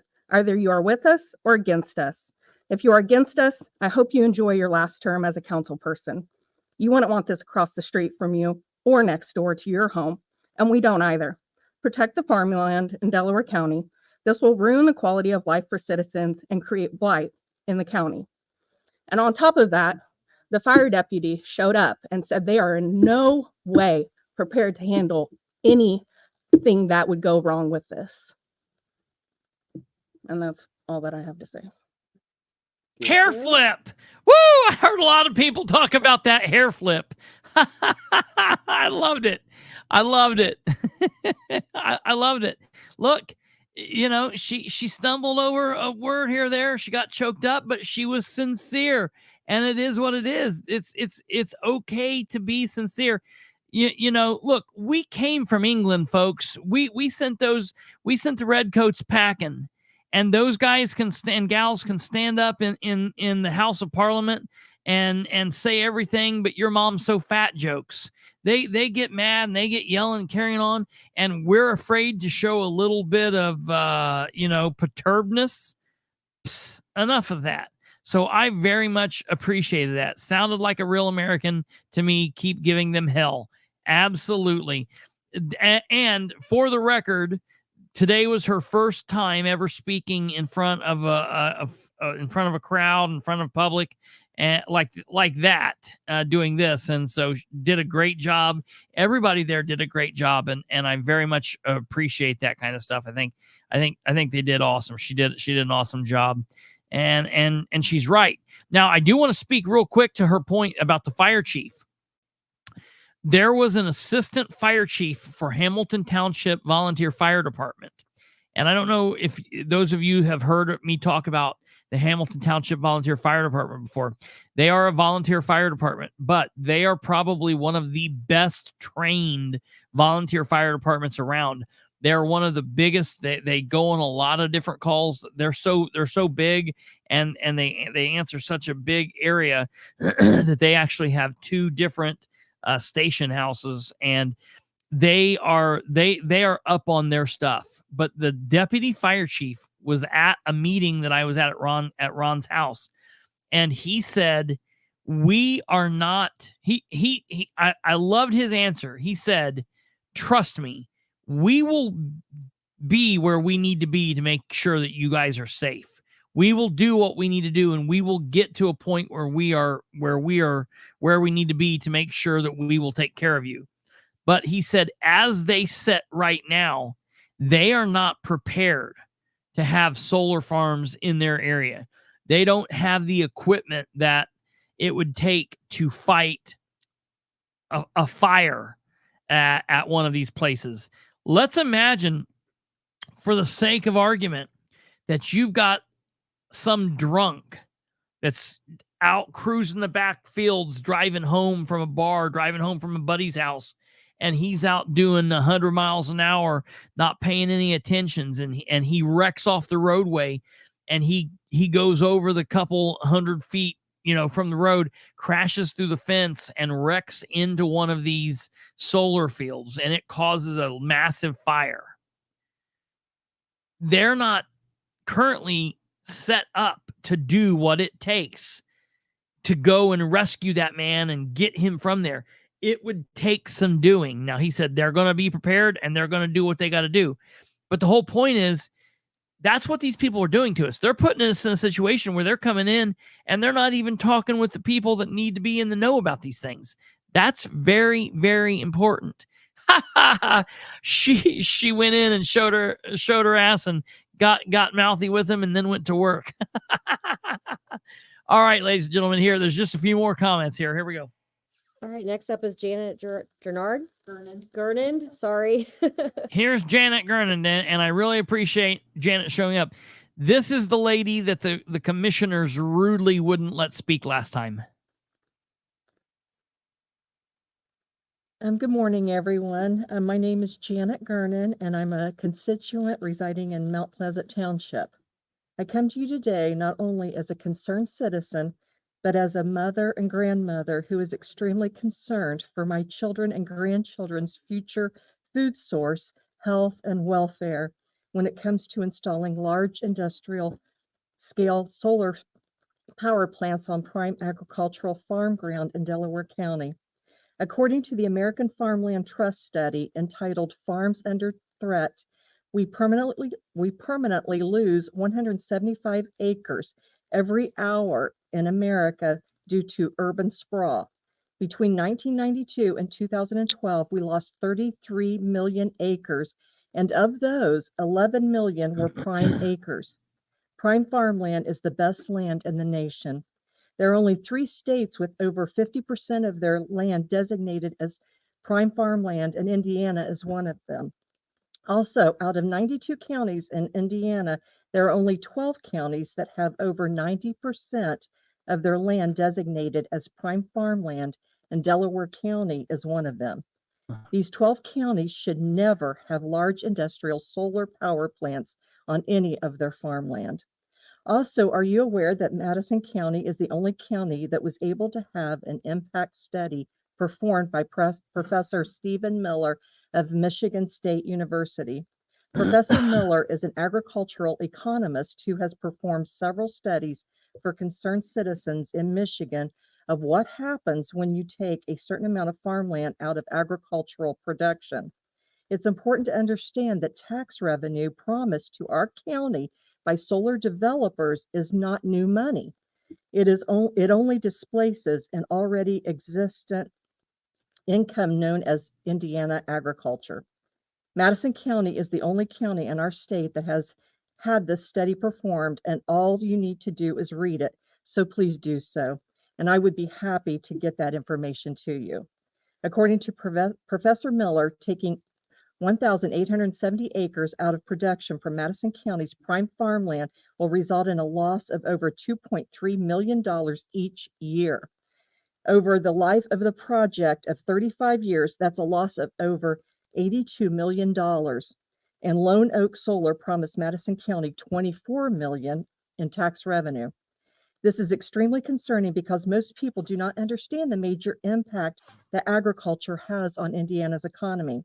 I'm asking that this council please recommend to the Board of Commissioners a moratorium until we can do our own independent impact study and start studying the other side of this very important. See, listen, issue. there's not anybody asking this council to do anything outside of what they can do.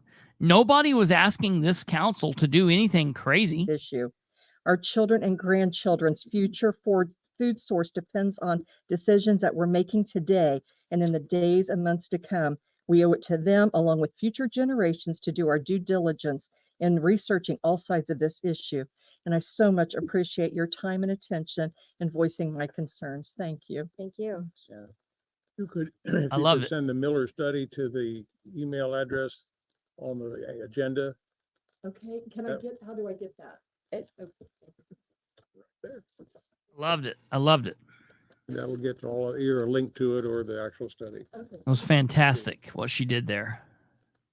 All right. Up next is Kristopher. And we've Bilbrey. already heard mine, so I'm not going to go through it again, but I just want you to hear the very beginning of it again.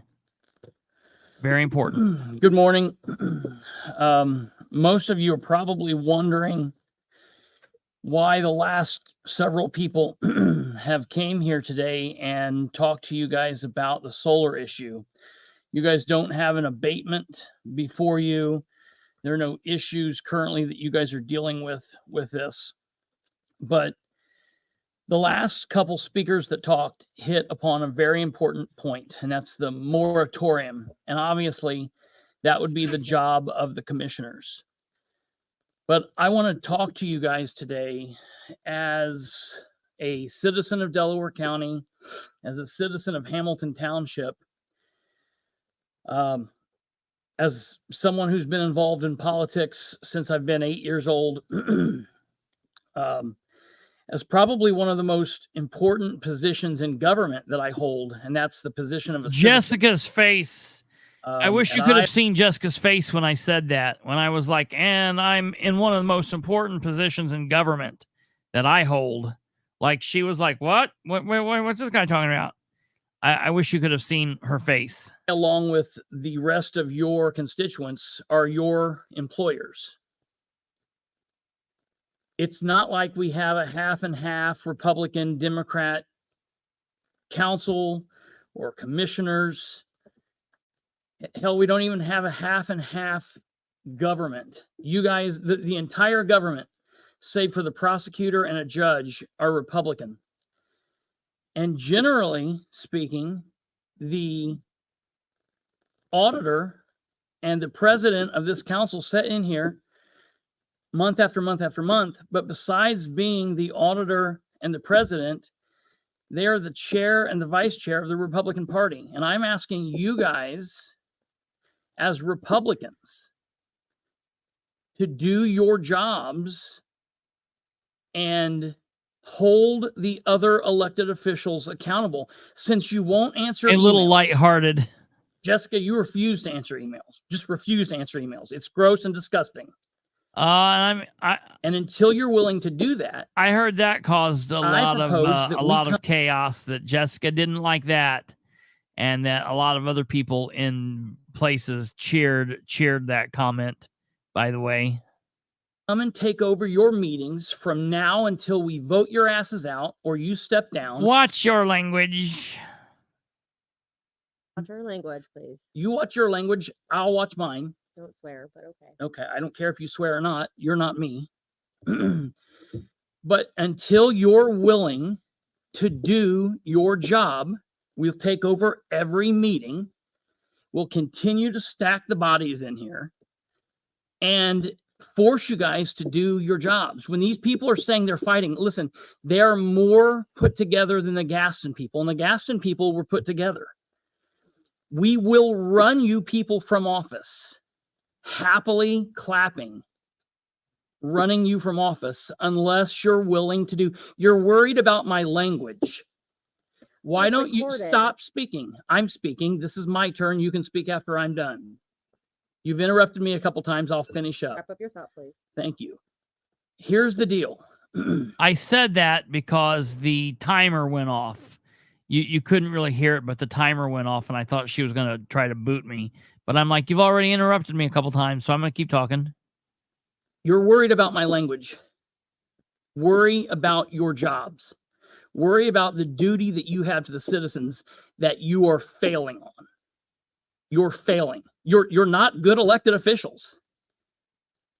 I hope that you guys don't go home and think that you do a good job. You're failing the citizens, period. And I want to talk about that for a second. The reason I said that, look, there are things they do that are good. There are things that Matt does that I like. I like Matt as a person. I like Matt as a person. There are things that they do that I'm okay with. But overall, they don't communicate for shit. The majority of them don't like answering questions. They don't like being put on the spot. They hem-haul around everything. They don't take people serious when citizens are coming up and saying this. They sit there and they roll their eyes. The majority of those people, while I'm going to give them some credit, I do appreciate that they listen to everybody. I do appreciate that here in a minute, you're going to hear Jessica say, is there anybody that didn't sign up? I do appreciate those things. I absolutely am thankful that they acted accordingly. There are things that I can appreciate, and there are things that I will praise them on. But overall, they are failing as public servants. That's what I'm talking about. Look, your guys, nobody, don't off yourself. Don't do anything serious. I'm just talking about you guys as public servants. You're not doing a good job. We're disappointed with you. And let me tell you something. When I was young and my parents would let me know that I had disappointed them, I'd done something, and I never wanted to be a disappointment to someone. I never wanted to do something that made my dad disappointed, made my mom disappointed. Doing that was the quickest way to get me to change my action. And that's what I'm telling them.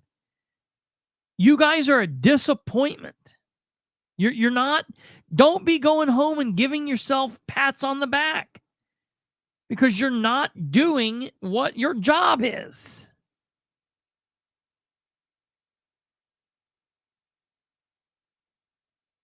And then this chaos. Then I sat down. I no more get my fat ass out of the way. Tommy Humbert was knocking me down. Thank you. He's working for Do that you have anyone else paycheck. who didn't sign up that would like to speak? Yeah, me. Yes. I just think you guys do a great job. I appreciate all Tommy Humbert, Delaware County Highway Department. I appreciate you guys all. Every time I ever call, need something, I appreciate you guys reaching out to me, getting back with me. I appreciate every one of you. But we just got to all work together to be stronger, and I see that happening. And I said something to Matt the other day about it, and it's showing. So I appreciate every single one of you. Thank you. Okay. Thank you. Anyone Thank you, else? Tim. All right, hearing none, we'll move on to comments from council. Do we have any comments from council? Okay, here is Counselor Webb. So there's a couple things that I wanted to address. Some of it I was going to say anyway, and then others from the content of the council meeting that's went on. So first thing I want to say is this has been a long meeting, and I appreciate each and every one of you come up here, probably took the day off and sit up here and voice your opinion. And you're right, we do not have no abatements before this council. I've not been aware of any that's been presented to this council. Stumblefoot, I've yeah. pledged that obviously I'm against solar, and that any abatement comes our way, I will do my part to vote it down and kill it and hopefully convince everyone else to join me in that battle. But that's not happened yet. But I wanted to thank you all for sitting through a long, boring meeting and waiting your turn to voice your opinion so your voice can be heard. You're right, this ain't the right meeting, but the people who are the ones who can make a difference are just a couple feet down the hall, and they watch these meetings and they hear. So I encourage you all to speak up wherever you can get your message out. Yes. Wherever you can get your voices out. Yes. This meeting, commissioners meeting, doesn't matter. Yes. Get your voice out. So I respect you for that. The other thing, President Piper at the end of the meeting did something very important. She said, and this is one of the things I'm very proud of for our particular council. We have this incorporated in our rules. And she said, is there anyone else here who hasn't yet spoken who wants to speak? And the reason we do that is because a lot of the people that come to these meetings, they don't know the process. They don't know there's a sheet out front to sign up. Hell, they've never even been involved in a government. Oh, no, he meeting, said let alone hell. know that they need to sign up. So, Ms. Gernon, I am going to apologize to you for you abruptly not being allowed to speak at the commissioners meeting last week. You waited through the meeting just like everybody else did. Fortunately, you didn't sign your name up, which I think shouldn't matter it anyway. So I'm sorry you didn't get to speak, and I'm glad you got an opportunity to put your opposition on the record today.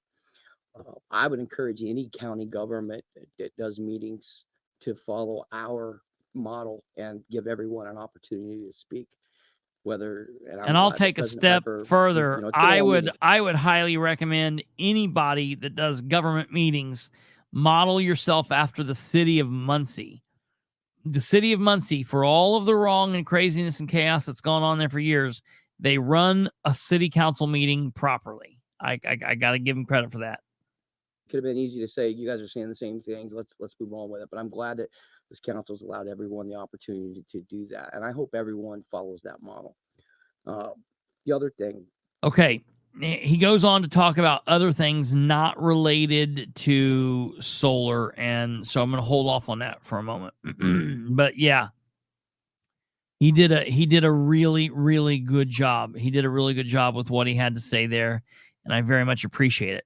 This next portion is very important, and I want you folks to listen to this.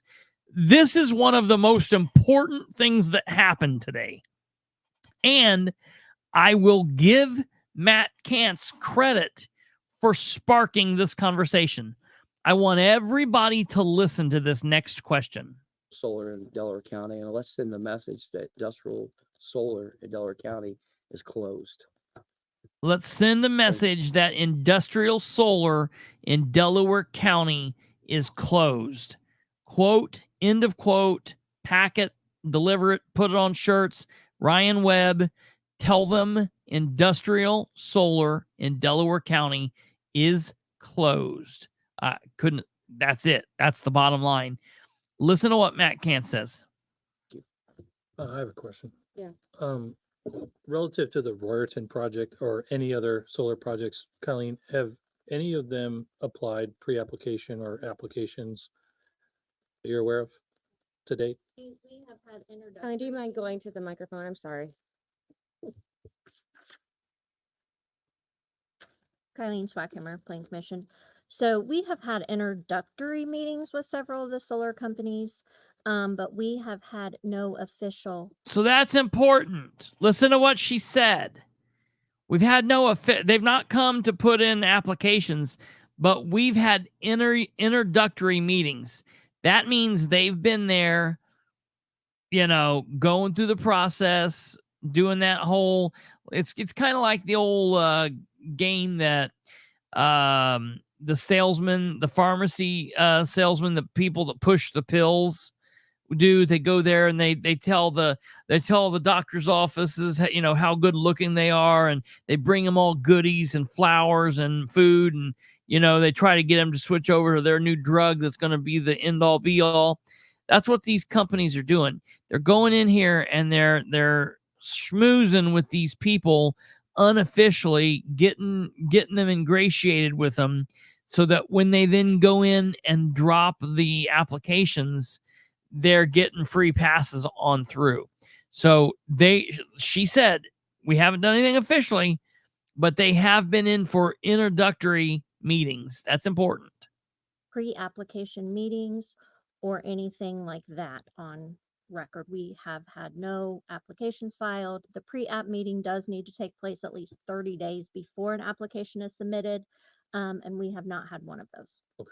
Is there a public notice, a time frame also? And does that happen first before the pre-application? It can kind of coincide. The notice for the requirement for the public notice is that within 3 months of applying, that the company at least reaches out and does an introductory, here's our company, here's our intent, here's our intended project, so to speak.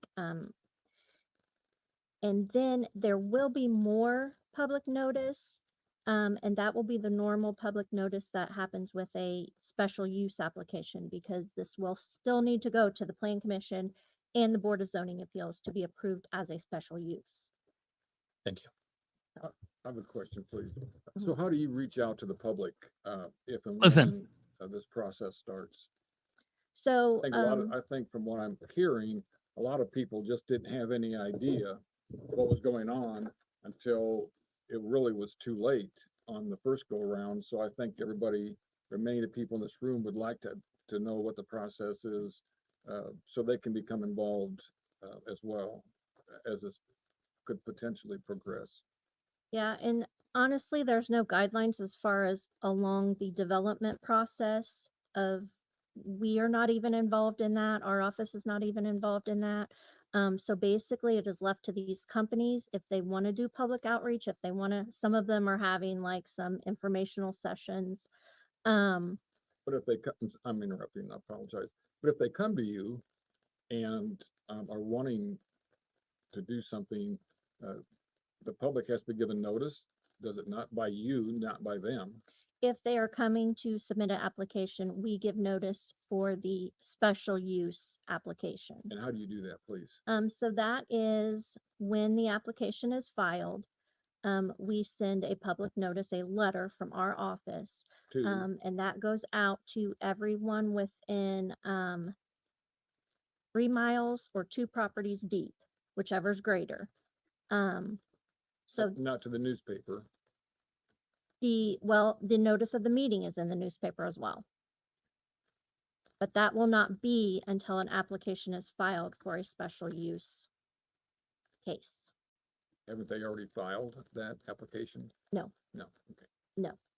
The ordinance is set in place, but the ordinance still says these facilities cannot happen unless they are granted a special use variance.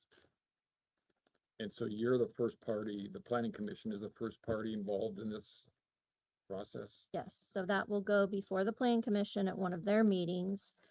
they are able to give a favorable or unfavorable recommendation to BZA. BZA is then the body that will make the decision of approved or not approved. Listen, I know the individuals I've spoken to are frustrated that there's no contact information for the BZA members. And in talking to Bill Hughes, it's because they're a quasi judicial board. Is that it is correct? important for people to understand, because this got brought up at the citizens. This got brought up at the citizens meeting the other day. This is very, very important. And Tim tried to explain this, and a couple people was like, I said, I don't think this is right. And this lady, they're saying it. Jessica said it. Hugh said it. And I spoke up at the meeting, but people were already going different directions. They are a quasi-judicial board. That means that they have protection from being quote unquote harassed or intimidated. You cannot use means to try and speak with them ahead of decisions about issues. They have to be left totally alone, unbiased. They get their information from the board, from the meetings, from the record, and we cannot be reaching out and messaging them. You can call the office and talk to them all you want, and they are supposed to be laying it out, but you cannot call these individual people or email them and talk to them. And it's just the BZA people. All right. That's very, very important. Okay. So, all right, let's continue on here. So it's illegal to lobby the BZA. Any communication can come through our office. Any emails, phone calls, things that we get, we are keeping track of, that information will be made available to the committee members. And that can become part of the record, that they make their decision based on that record. Yes. Yes. So any communication. Yes.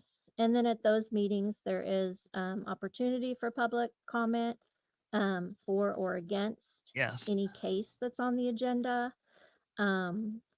But the normal Plan Commission BZA does not have an open public forum for general comments. It's just what they are making a decision on at that meeting. The only agenda items. Yes. But they take the recommendation from the planning commission. They get a recommendation from the Planning Commission that they can take into account however they want. They don't have to go along with that. So they're the board that makes the final decision. But there's no mechanism for a citizen to lobby them on how they want them to make that decision.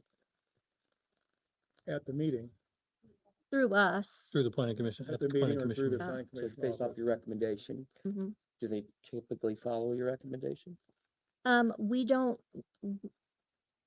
our office doesn't give the recommendation. The Plan Commission board provides the recommendation because And they they're the can be- voting And board. they can be lobbied. The planning commission members can be lobbied. I don't know on Could be that. contacted. You could provide information to them individually, yes. And to your point, Ryan, special uses are pretty rare, so you Well, can't say that they're. that they could be follow the said, recommendation Tweety of the Bird. planning commission or not. You don't have very many. Or they're just doing as they're And it told, works like or any number of you things. call it a judicial body in essence. Like- It's as if the prosecutor and defense both presented and the judge makes the final decision. That's ultimately what the BZA is about. So I appreciate you, Kylie, coming up and answering that. I hope those in the tennis probably got a little bit more information than they've received in some other meetings. So, based on that. So her thank you. name, And ladies and gentlemen, her name is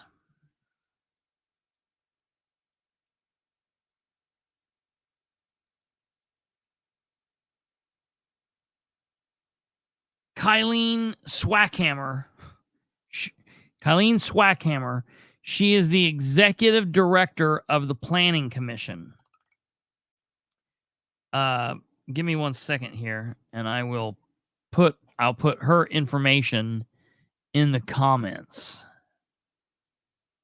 Give me 1 second, and I'll put her information out here so you guys can see it, because you guys are free to contact her, free to pass the information from her through to to the people, put it into the record.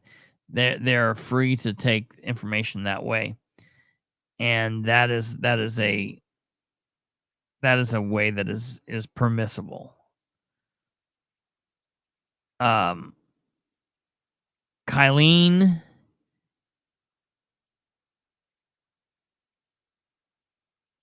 Swackhammer, executive director of the Planning Commission, and she's who replaced Marta Moody. For all of you people that know Marla or knew Marla, she's who replaced Marla.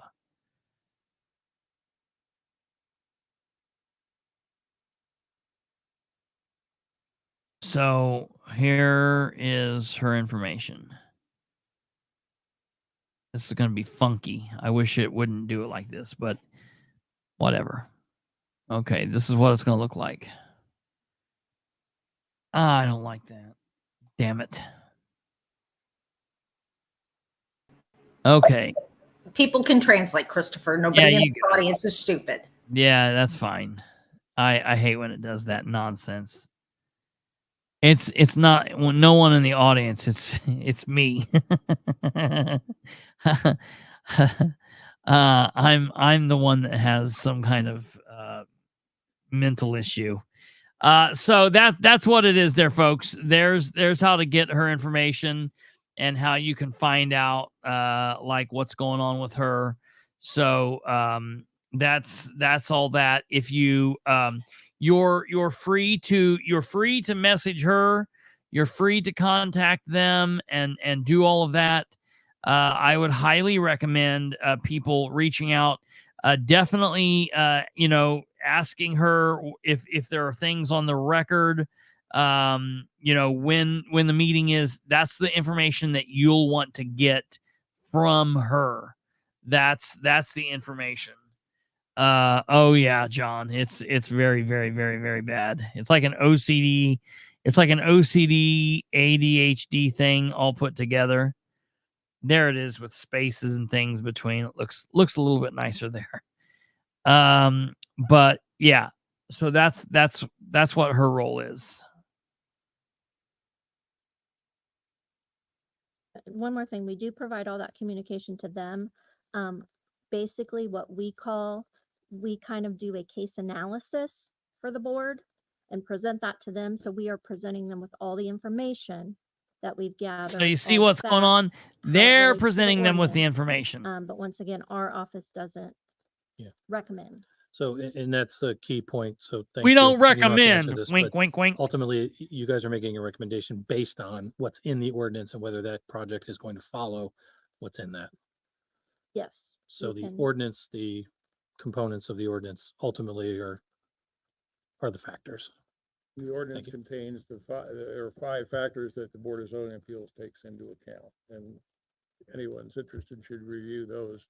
And one final point, the decision of the Board of Zoning Appeals can be appealed to the local circuit court, but it's based on that record. The circuit court doesn't hear evidence. Now it can be, right. And keep in mind, I want you guys to be aware, this is why we say elections have consequences. With the law. You know how those people get appointed? You know how those people get appointed to that board? Okay. They get appointed by the commissioners and by the mayor, by the council, by both councils, I believe. I believe they get appointed by, that's how they get appointed. So like, for example, okay, let's just run down here and listen to this. Nathaniel Carroll. Does that name sound familiar? Does that name ring a bell? Nathaniel Carroll. I wonder who Nathaniel Carroll is. Oh, wait, well, hold on. Is Nate Carroll? Oh, that's the son of Ed Carroll, the Republican Party chairman.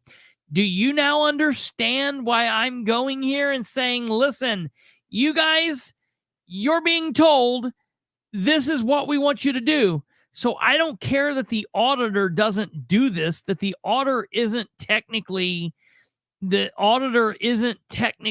a representative person. He still has the juice to talk to these people. He's the chairman. He can let them know what he wants and doesn't know. His son is on the board. Okay, Jerry Dishman. Who's Jerry Dishman? Jerry Dishman is a Muncie City Councilor. All right, Teresa Hensley, Jesse Landers been around forever. Ricky Sipe, Christopher Smith, Shannon Henry is a Delaware County Commissioner. Michelle Owen, everybody knows the name Michelle Owen. That's the Muncie woman. She used to be the communications director for the city of Muncie. She's no longer the communications director for the city of Muncie, but she's still a named member on that board. And I guarantee you she's still going to hold that position until someone else. And then Alan Wisely, he used to be this little guy that was in the clerk's office. He used to work for the county building. He is a Republican hanger on. He does whatever he's told by the party. He does not ask questions. He just does what he's told, and that's it. And that's that. So that's who those people are. Okay. That's what they do. Let's finish this up here.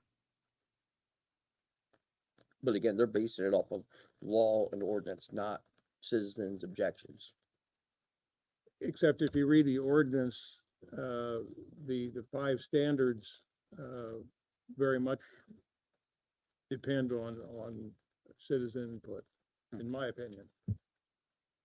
And Kylene's email address is on the Plan Commission website, the Board of Zoning website, and you can also find the ordinance on the Plan Commission's website. I think is where I found it. There's a link to that PDF, so you can view it at any time. I know I've sent that off to a few folks too. So yes. Thanks, Colleen. I have one other comment. Yep.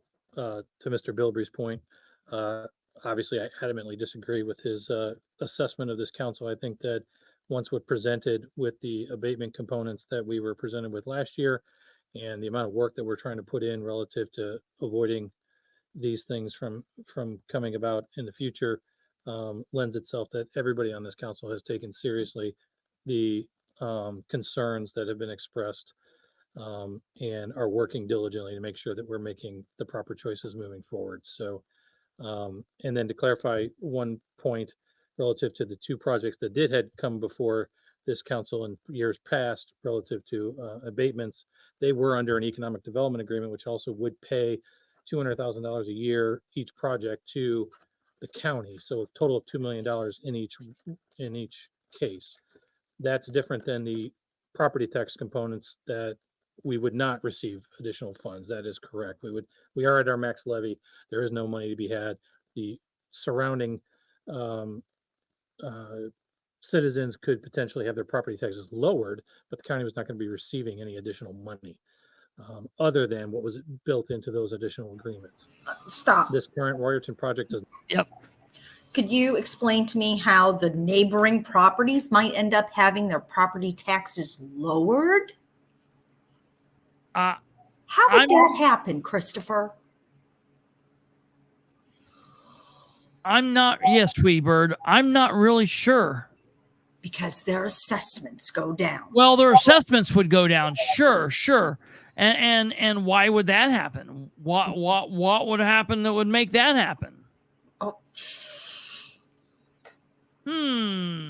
That's I guess that is a good point. So, what you got to listen to what they're saying.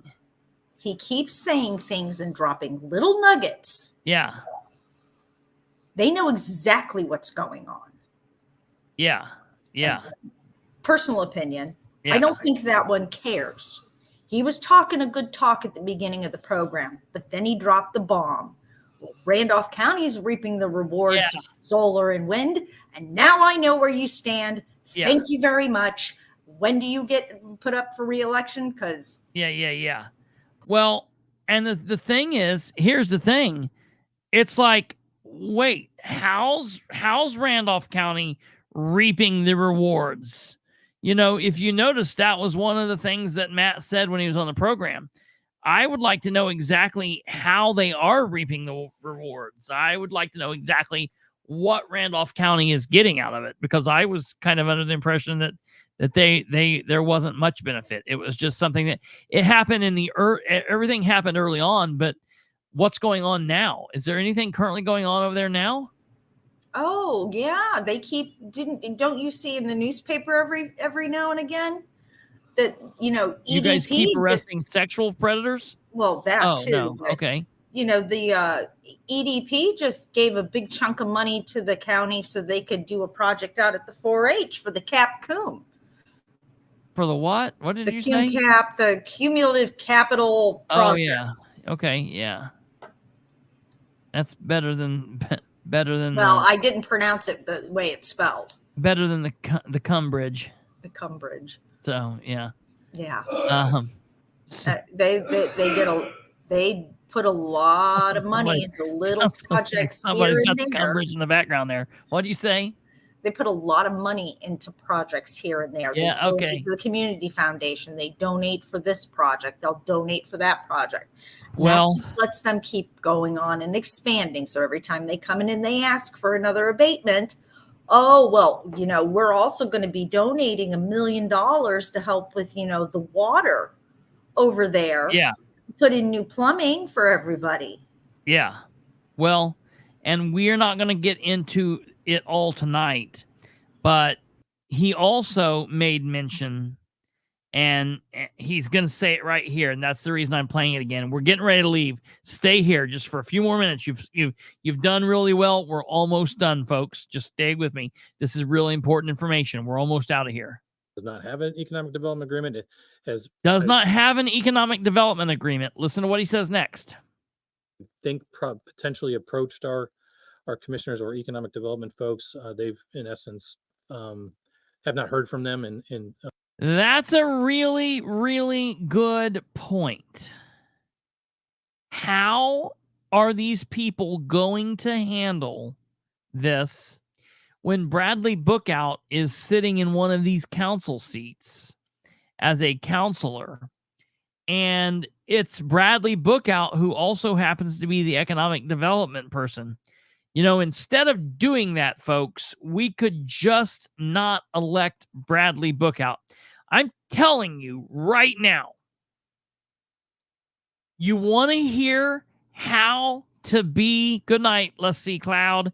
You want to hear how to be a David against Goliath? You want me to tell you how to reach in and find that real smooth rock? You want me to tell you where to land it? I'll tell you. You put it in that slingshot, you wind it up, and you send it flying. And in November of this year, do not elect Bradley Bookout to the Delaware County Council. That will be something that you will do for yourselves. Electing Bradley Bookout to the council will not be a step in the right direction. I promise you that. Electing Bradley Bookout to the Delaware County Council will be a step in the wrong direction. He is chomping at the bit for solar. You want me to tell you why? Because they just lost another partner. Blackford County axed the deal with them. So now they are chomping at the bit for things coming from Delaware County. That's Bradley Bookout. He wants to be your next Delaware County councilor, and we cannot let that happen. He's an at-large councilor, which means everyone votes for him. And I will, as we get closer to the election, I will tell you ways in which we have to defeat him. But I'm telling you, solar people, do not elect Bradley Bookout. And this is where it's going to start getting into things that's going to hurt people's feelings. I'm going to tell you, I'm not Rob Kendall. I'm going to stand on principle. When I am right and when something's right, we can be mad. You can be mad at me. I've had a lot of people that have walked away, that have stopped watching the show, that have called me every name in the book. And then 3 years later, they slink back and they start watching the show again, and they say, "Oh, well, you were right." You know what? I don't go on and brag. I don't make them say, big apologies. I don't say I told you so. I say, welcome back. Let's rock and roll. Better late than never. I'm glad you're back. Let's get to the fight. And I'm telling you, that thing's going to happen because Bradley Bookout's going to be nice. He's going to have people that are his friends, and he's a good guy, and he's this or that. but he is not a counselor you want. It's like in The Godfather, you know, when they would get ready to go to the mattresses and they talked about needing a wartime consigliere. You don't want, he's not, Bradley Bookout is not a wartime counselor that's going to be for the citizens. We don't want Brad Bookout. He is a vote for the establishment. He is a vote for power-hungry, money-grubbing, non-citizen-loving elected officials who don't look at themselves as public servants. So just there's a pre-election statement right there for y'all. Almost a year, so we don't expect that to come to fruition here before us based on the timing that we heard about in the meeting last week. So I just implore everybody to continue to do what we mentioned in that meeting last week about, you know, setting up and organizing and communicating your concerns and doing just that. And I think I can speak for everybody when we say, you know, everyone here is taking that seriously. I don't care what you're taking it. I care what you're doing with it. I think you think we know more than we do. I have had no. Oh, right here. I love this because I like Bill Hughes. I like Bill Hughes. I respect Bill Hughes. Listen to what Bill says here. Than what was built into those additional agreements. This current Royerton project does not have an economic development agreement. It has, I think, potentially approached our commissioners or economic development folks in the meeting last week. So I just implore everybody to continue to do what we mentioned in that meeting last week about, you know, setting up and organizing and communicating your concerns and doing just that. And I think I can speak for everybody when we say, you know, everyone here is taking that seriously. Anyone else? And please keep us informed. I think you think we know more than we do. I have had no contact from National Grid. Was that the name? I'd never heard that name before. I've had no contact from anyone representing them. Bill Hughes says, I think some of you think we know more than we do. No, it's the exact opposite. It's the exact opposite. I think you know far less than what you guys think that you do. I think you know less than what you think. I think that Bill is a good guy who sits around with people he considers his friends, and there's a lot of things that he does know, but I don't think they bring him into the fold on this. I think the commissioners have their backroom deals. They do their thing. Jessica's involved with it. The power people. Ed's involved, Jessica's involved, King's involved, Shannon's involved. Maybe a couple of the counselors, and then they allow the other people to know what they need to know. And they say, well, this is what we're going to do. This is how we're going to do it. This is how we're going to approach it. This is what we're going to do. This is what we need from you. And then they do it. That's why they don't like Ryan Webb. Listen, solar power and fighting for what's right and doing the right thing has nothing to do with feelings. Ryan Webb might not be the nicest guy. You might not like the things that he says, but I'm telling you, he's going to fight. He's going to fight for you on this deal. He's going to fight for you on the deals that really, really matter when it comes to what's going on in the county. You have other counselors that are not going to do that. They're going to just say, okay, tell me how to vote and I'll do it. So I don't think that Bill Hughes knows more than he does. I think he knows less than what he thinks. I think they're not putting him into the fold on things, and I think they're just telling him how to go. And I think that's what's happening. And I think that's how we wind up in bad situations. I disagree with him completely.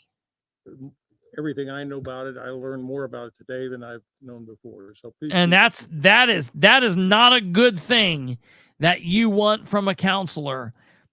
Bill, come to the meetings. Why weren't you at Ron Crouch's house? Bill, why aren't you talking to the commissioners, bro? Bill, come on, man. I don't want you finding out more at a meeting, at one of your meetings from citizens that, you know, that's not a good. I love Bill. I respect him, but that's not a good thing, man. That is not words of confidence. Yeah. I understand, but I'd never heard that, I'd never heard of that company before. Okay, thank you.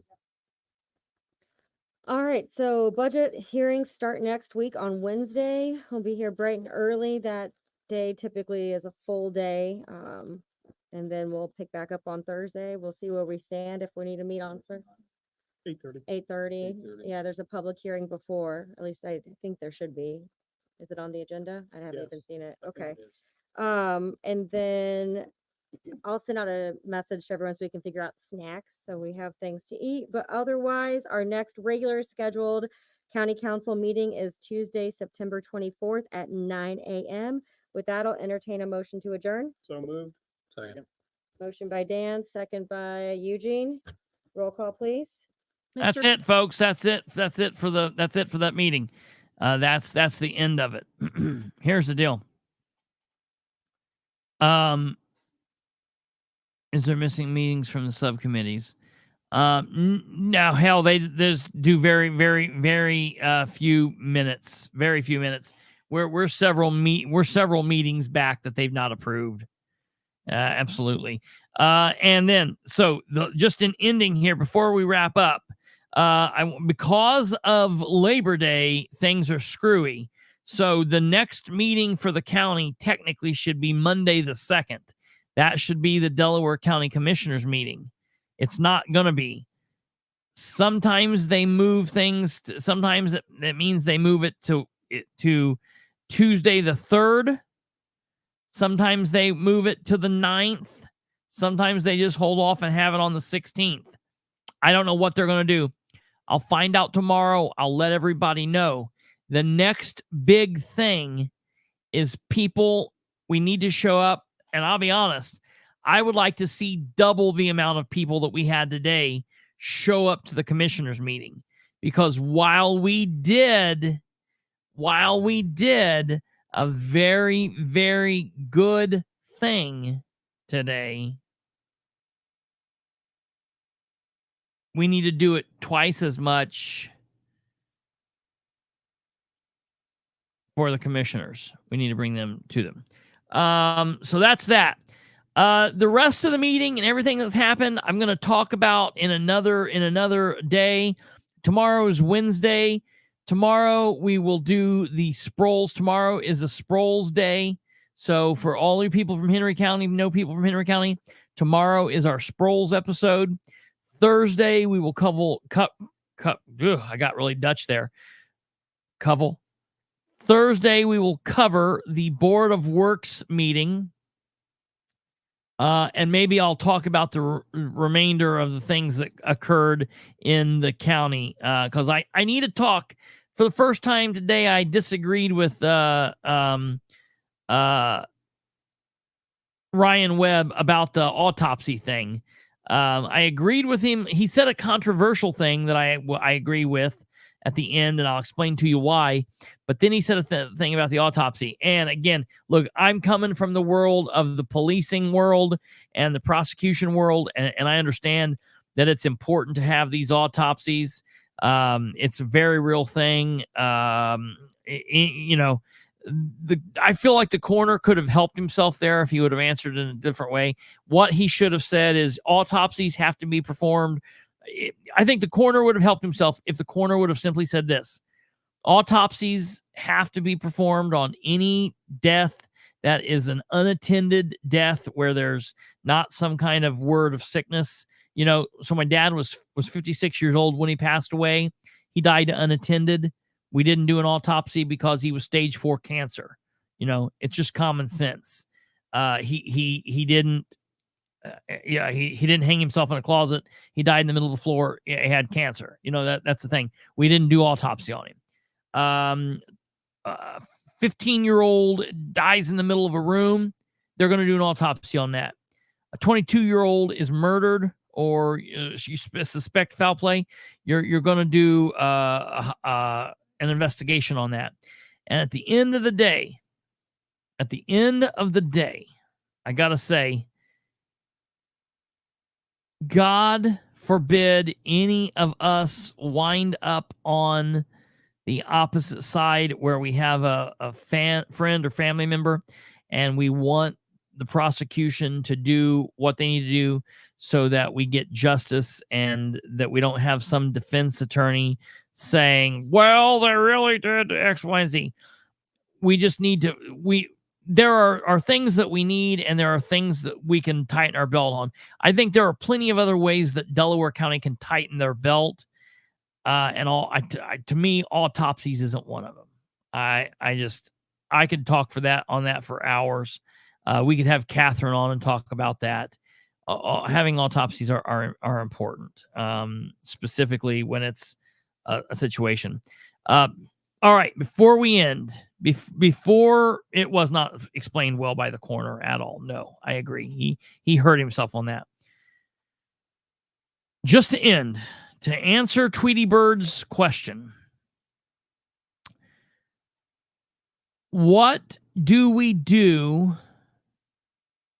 when we talk about property rights and when someone has the ability to do with their land what they want? I am all for property rights. I'm all for people being able to do what they want on their land. I'm all for someone being able to have chickens or whatever. I'm all for, doing it and asking for forgiveness. And I'm a true hardcore conservative, personal responsibility libertarian in that respect.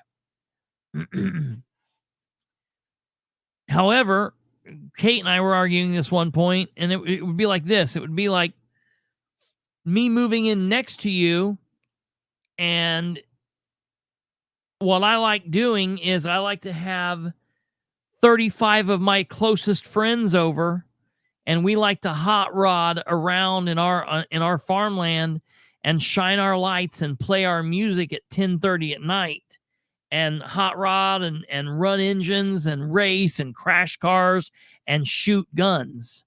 I can do what I want on my property, and you can't tell me to stop. And what I'm doing on my property, it's none of your business.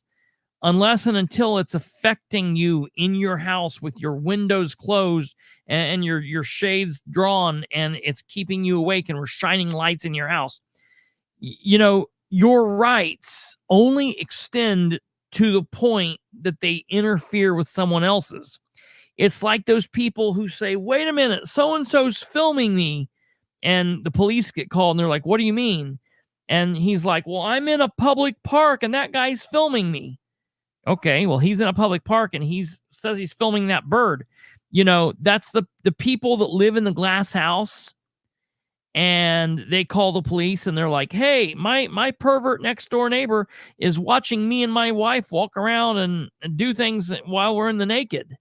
And the police get there, and the next door neighbor's on his property with the camera set up, and it's pointing to the street because he likes to film the cars that go by. Well, on the other side of the street is the house, and the people's house is completely open. Well, there's no such thing as right to privacy. Your privacy only extends to the point that you don't put up the wall to keep your privacy. So if you're walking around your house naked in a glass house and you don't have curtains drawn, you're going to get what you're going to get. You can't really help that. So it's kind of the same thing. The people have a right to do what they want on their property, but when it's interfering with it, it's not just if you could put this solar field in, and you could put an invisibility cloak over it, and no one could see it through your property over to the next. Okay. But when your solar fields are going to be totally encompassing me because the property is all the way around, and it's doing all of this chaos and craziness to my property, and it's baking me alive inside there, what you're doing is now affecting me on my land, and that is a problem.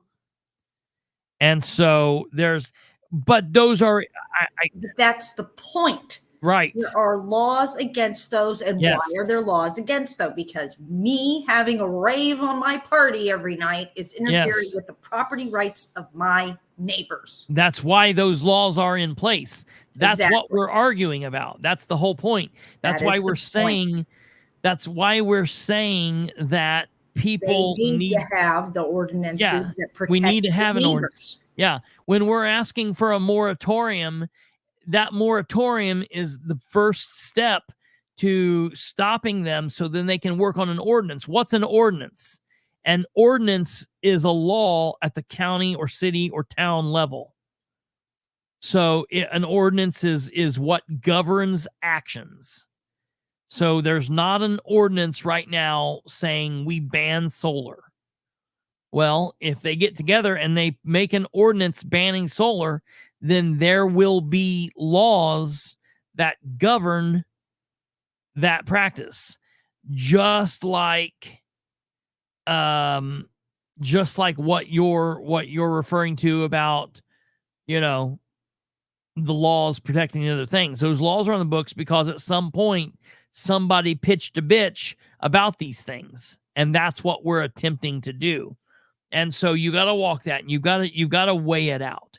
And when it's, if it was just, listen, if this was just something that it was just, it didn't bother anybody else, but it just solely bothered Tim Nickum, and Tim just had a problem with it. Maybe it's like, okay, well, Tim's just a weirdo.